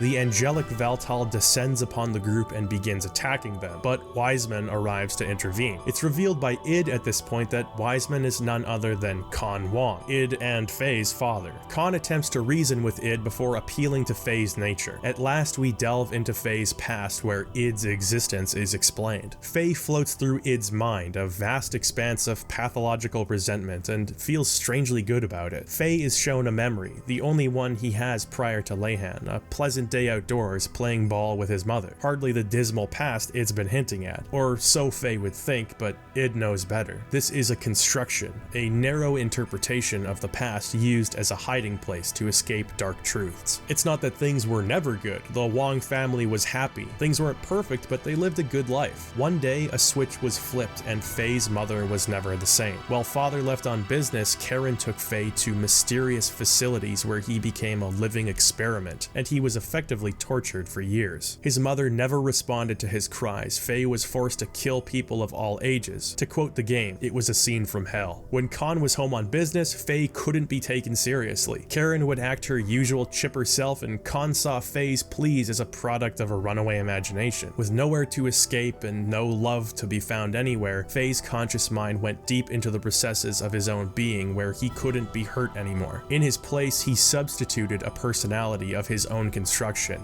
Id. Id could take the pain, the fear, and the hopelessness. With this as his diet, his fruits could only be hate. Holy shit, this cutscene is magnificent, especially given the time period and the limitations. This is a grounded take on a sophisticated psychological subject, and let me tell you, replaying the game with this knowledge in mind is almost worth the additional 70 hours by itself. Your perspective on so many events, cutscenes, and bits of dialogue changes. In the final chapter of this video, we'll discuss the psychological underpinnings and theories of Faye's character in greater detail, but for now, let's just keep this trainer rolling. As it turns out, just as Myung possessed Ellie, so too did she possess Karen. Reason being, Faye is a manifestation of the Contact, which we still don't know much about. Graf came to Khan's residence, searching for Faye with the intent of one day inhabiting his body. A body genetically honed for hundreds of years through repeated instances of reincarnation, finally ready to be possessed by Graf, who is, in fact, the destructive spirit of Lacan, Faye's descendant. As a result of all the experiments, Faye's ether goes completely out of control, emitting a beam that kills his mother, and all of those negative feelings and terrible memories are pushed onto Id, who doesn't bear their weight but uses them as a weapon to harm others. Faye's original personality, referred to by Id as the coward, retains only the good memories and runs from the bad. This is why Faye, whose memories and personality only began developing 3 years in the village of Leyhan that fateful day, must meet mediate between the shattered fragments of himself. The good and bad are two sides of the same coin, and while the coward may have run from the bad, id also missed a final instance of the good. Charon's death wasn't a result of Faye's cowardice or Khan's incompetence, it was a result of Charon's sacrifice. Faye's ether beam loops around and nearly kills himself when Charon regains control of herself one last time and jumps in front of it, saving her son and dying with him in her arms. This critical piece of the puzzle has been kept by the coward, where id could never see it. When id is faced with this, he doesn't know what to do with this final act of sacrifice and mercy. Id needs the coward to accept love, and the coward needs id to understand hate. Their trauma navigated, all aspects of Faye's personality are integrated. Generations of genetic memories come flooding back to Faye, countless lifetimes where he can't save Ellie, before we finally settle on Lacan's transformation into Graf. Lacan, making contact with the Zohar, has his personality fragment. Graf swears to destroy this world with his own hands, just as Krelian swore to create God with his own hands, the crossroads of a nihilistic impulse. Faye suddenly finds himself before a being of light trapped within the Zohar, an extra-dimensional being who could be called God. Faye doesn't have the sensory input required to understand what it is or where it's from, so it takes a form that can be perceived and limits itself to the English language. It is a wave existence, a preeminent being without form in space-time. The wave existence tells Faye about the Zohar, an infinite energy reactor created by people from another planet millions or even billions of years ago. And what do we do when we find a source of infinite energy? Why, we build weapons, of course. Deus, to be exact. Deus intelligence, powered with infinite energy, gained infinite knowledge, and pulled the wave existence from its higher dimension into the four-dimensional world we all know and love, merging it with the Zohar,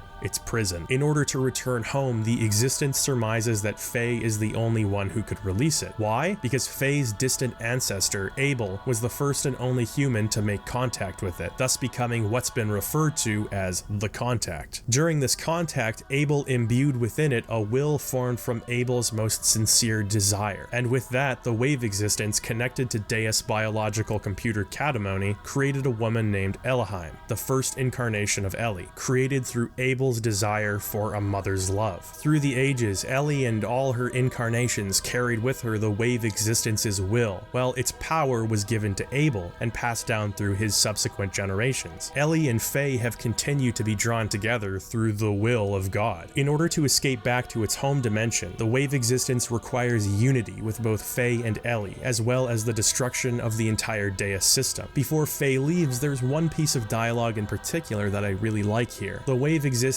empathizes with Faye, stating that the contact may have played some role in the splitting of Faye's personality. Faye disagrees, taking full responsibility for his actions and state of mind. It shows the character growth that resulted from Faye integrating all the various aspects of his personality, especially when you contrast that with the Faye from the beginning of the game, who would often run away and blame others. Faye is forced back into the world he'd come from. With Veltal now reflecting Faye's state of mind, it becomes Xenogears. Hey, that's the name of the game. Wow, okay, so just when you think Xenogears has plumbed the depths of what it has to say, it grabs you by the wrist and pulls you even deeper. If you didn't understand what I meant when I said this was an ambitious story before, I hope you do now. The story has become existential in a way that no JRPG I've ever played is. There's this sense of uneasiness about the world, the characters around you, the goals you have in place. It becomes difficult to be sure of anything. Humanity's entire identity is in question at this point, and I'm loving it. There's this dichotomy between who Faye and Ellie are in an immediate sense and who they are in this cosmic sense. There are much larger things at play and have been for thousands of years, but you still feel agency for the characters in front of you. It's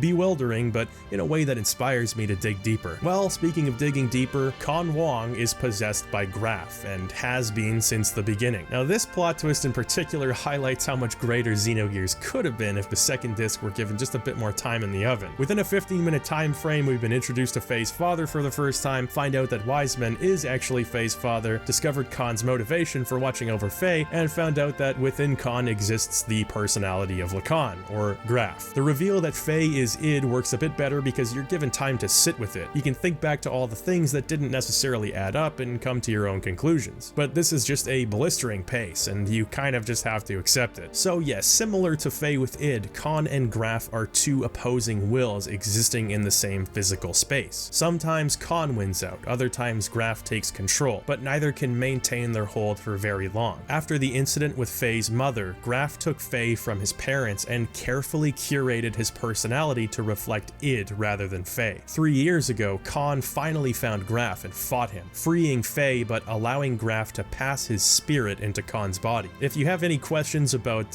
reincarnation or how does possession work or why am I just accepting all this at face value, it can largely be explained by contact with the Zohar or the wave existence's will can allow some funky magic things to happen. At last it comes to blows as Faye and Graf have their final showdown. With Xenogears in his possession, it doesn't take much for Faye to tip the scales in his favor. Khan may not have been strong enough to defeat Graf, but thanks to Khan, Faye is. Graf is now seemingly in balance with Khan the way Faye is with id. Graf, retaining some but not all of Lacan's energy, offers to merge himself with the Zohar. This will temporarily fool Deus into believing it's absorbed Faye, giving the party a chance to find and destroy Deus once and for all. And he does, in some small part redeeming himself against all the destruction he's caused. Outside, the group finds ground zero of the crashed Catamony, where it all began for humans 10,000 years ago and where it began for us back in that opening cutscene. This is the birthplace of the motherless mother of humanity, who then gave birth to humanity's caretakers, Elohim, born from Abel's will, and Myong, born from Deus' will. The original mother's remains are here inside of Catamony, which is a bit of a weird sight. Thousands of years of human history all originated from this spot, and Xenogears rightfully places a lot of emphasis on this point. Can you imagine if they'd gone with just shipping Disc 1? You're not just missing some story, you're missing like 90% of it. We have our team meeting. At last we near the end. All the team needs to do is to destroy the Zohar modifier engine to free Ellie, eliminate Deus, and free humanity from its fate. The problem is that Merkava, where it's located, was once a gun on the Eldritch, so it has destructive capability far beyond any technology we can get our hands on. They devise a plan with an extremely narrow margin for error, which they explain in almost unnecessarily painstaking detail. I suppose it's a good thing. I just think it's funny how we rush past the administrative district of Nortune is actually a secret weapon, but now we've got to find out where the Yggdrasil gets its rockets from. The plan underway, things go well at first as Merkava's barriers are penetrated and the entire thing is brought down. But that changes when the center of Merkava becomes a winged biomass, the final form of Deus. It isn't just a weapon itself, it begins transforming the entire planet into a weapon, turning the landscape into a wasteland and bringing down Shevat in the process. Whoa, we can walk around again. Yeah, it's been such a long time since we've had a town to explore. I feel like I'm stretching my legs during a road trip. You can find Hans from the Thames. He's a little depressed because his stepson doesn't like him. And he also believes the captain died. The only thing he didn't count on? Men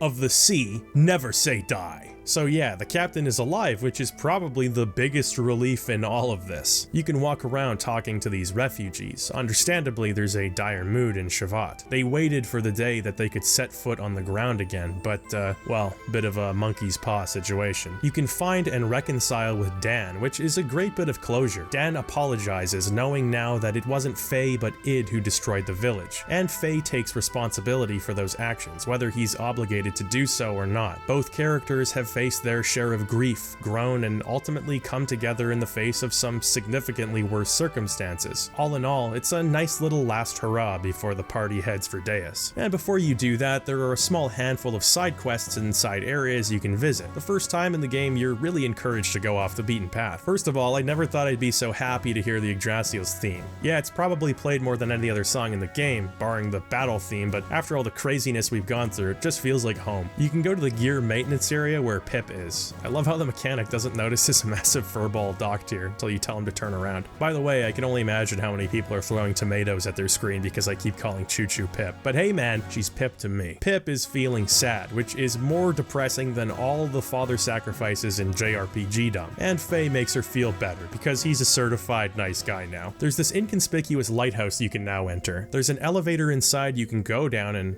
whoa, it's the ancient ruins of a much more modern looking civilization, Zeboim. Yeah, remember that cityscape in the background where we originally fought id? Here it is, up close and personal. Not what I was expecting, frankly, but the atmosphere here is incredible. It reminds me a bit of the Dead Sea from Chrono, just you get this feeling you're somewhere that you shouldn't be. There's abandoned grocery stores, dragons wandering around the streets, and Big Joe opening up a store down here. Unwise financial decision, Joe. Accessibility, visibility, traffic, you don't have any of the key ingredients for retail success. I mean, I'm just here to use the bathroom, don't count on me for business, but what are the terms of your agreement? Might be time to break your commercial lease. But I got a hot property back for you in Shevat. Used to be a choo-choo strip club, but there's a lot of open space and the carpets have been scrubbed. Deeper still into Zeboim, you head down a manhole and follow a path to a city square. Faye has memories of a past life. New Year's Eve. He lived as a man named Kim, and who does he have out on a date but Ellie? The mood turns sour as Kim becomes furious about the circumstances surrounding his work and an ongoing conflict. Ellie reveals to him that she's recently learned of her inability to have children due to genetic damage. Later, we see Kim's investment in nanomachine research pay off as he creates his and Ellie's own surrogate daughter, Emeralda. If you take Emeralda with you during the side quest, memories flood back to her as well. Somehow her nanomachines are affected and she grows up. Okay, interesting. There's a nice bit of added depth for an optional side quest. I feel like they could have made it mandatory but left it in the player's hands, which I appreciate. The second and less noteworthy side quest involves heading to some sand dunes. It's nothing significant, but you can earn some pretty sweet treasure, fight some unique enemies, and find a sword for Seitan that's outclassed by a weapon you'll get 45 seconds later. The implication here is that whoever held this sword last is the one who slayed this beast, which is pretty badass. I just felt compelled to include both of these to prove that Xenogears isn't entirely absent side quests, but the game is sparse on them for sure. A few more optional adventures like these, spaced out a little bit, would elevate Xenogears' second disc. Once all the loose ends are taken care of, we can finally enter the final dungeon, and boy oh boy is this entire area one gigantic irredeemable pile of shit. Mazes, mazes, mazes, this falling laser section that could be cool but doesn't control very well. More mazes, mazes, mazes. Hit switches that look the same, but don't hit the same switch twice, that would be bad. It takes far too long, and the fact that this game offers you a shortcut out to get new items but no way to get back in is the plainest example of pure evil I've seen in Xenogears yet. At long last, we reach the final area of Xenogears. This is Deus Core. You can head straight for the center node and fight Deus directly, but it isn't recommended. Each one of these nodes is an optional boss, and while they can be a pain in the ass to beat, especially considering it's not really viable to heal gears in between fights, each one of them supplies power to Deus, allowing it to obnoxiously heal or pummel your gears into submission. So it's a good idea to take them out if you can. This area and the designs of these sub-bosses is some truly otherworldly stuff, some of the most abstract and bizarre visuals we've seen yet, which is appropriate considering the circumstances. We finally face Deus himself. If you look closely, you'll see the same eyeballs all over him as when he was wrapped up as a lump in those bandages. His attacks have some really elaborate cinematography, the type that forces you to wait like 2 minutes staring at an animation of the planet being destroyed while you shit your pants wondering how much damage it's gonna do when it's finished. All in all, not the hardest boss in the game, but a serviceable challenge and a great finale. Of course, what kind of a finale would it be if there weren't one final peril for the group to face? As the Wave Existence escapes Zohar and attempts to return home, it inadvertently powers up Deus Core once more, preventing Ellie from escaping and once again placing the world in peril. With Xenogears as the only gear that doesn't rely on Zohar's power to keep moving, Faye resolves to join Ellie within Deus. Even if they have to sacrifice themselves, at least Ellie won't have to shoulder the burden alone this time. Faye's consciousness is absorbed into Zohar. Faye finds the image of Ellie in fetal position and the essence of Krelian waiting for him on the inside, a reunion of old friends, if only in spirit. The path to the Wave Existence's higher dimension is still open, and Krelian intends to follow it to the singularity from which the entire universe was born. Before then, Krelian laments the existence of all humankind as he and Faye debate the existence of free will, the necessity of suffering, and the pointlessness of life. Faye's ultimate understanding of humanity is this: we need each other. We're all unfinished puzzles, each comprised of pieces that can only fit with another's. Krelian tests Faye by conjuring an image of Eurobulus. Hey, that was in Legend of Dragoon, also a weird spelling of Ouroboros, only here it's an amalgamation of Myong and a serpent. The vibes during this boss fight are chilling. It's a very easy fight, you essentially have to try to lose, but something about the setting, the imagery, and this very non-traditional final boss theme, which might be one of my favorite final boss themes of all time.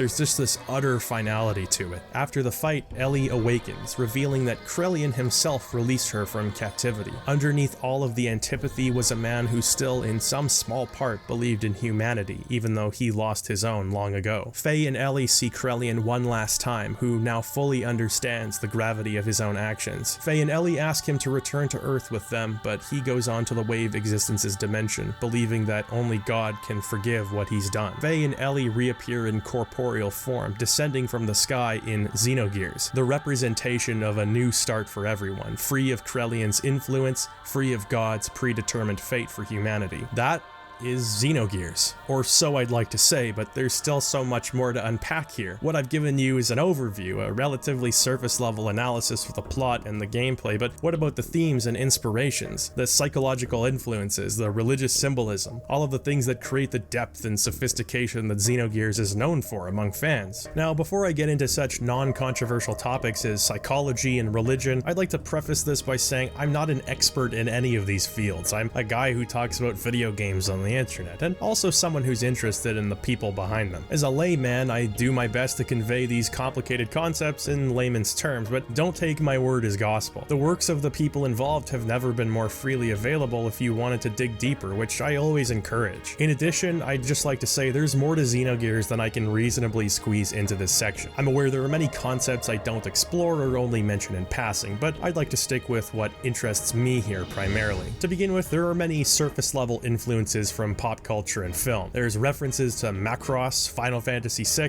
arguably Andrei Tarkovsky's masterpiece Solaris, although the term Solaris is relatively common in science fiction, so I wouldn't hedge my bets on that one. There are three more prevalent media parallels I want to talk about for Xenogears, the first of course being Soylent Green. If you're not familiar, Soylent Green was a science fiction film starring Charlton Heston. It didn't make such a splash back when it was released in 1973, but over the years people have begun to appreciate its compelling vision of a dystopian future in which overpopulation and ecological disaster have led to human beings living like caged animals, rationed on a diet of highly processed food known as Soylent Green. NYPD Detective Thorne, played by Heston, stumbles across a much larger plot than he ever could have realized. As he follows the thread to its conclusion, he realizes the disturbing truth. Soylent Green is made from human bodies, an effort to both curb overpopulation and the hunger problem. Now, the movie's a little corny, some of the ADR is pretty obvious, but it's a nice little sci-fi flick, and I would recommend it. Of course, the comparison here is the Soylent system in Solaris. People are experimented on, turned into wells, and then processed by this facility. They're broken down on a molecular level and reconstituted as food and medicine, containing brainwashing nanomachines distributed by Krelian, while some of their substance is funneled towards the Sufal mass, the bioweapon. It's almost a hokey reference to make. I'm not entirely sure how well known Soylent Green was at the time, if these cultural references we've seen only came about later, but considering the original Fallout, the video game reference king of the time, contains dialogue alluding to it, Soylent Green is people!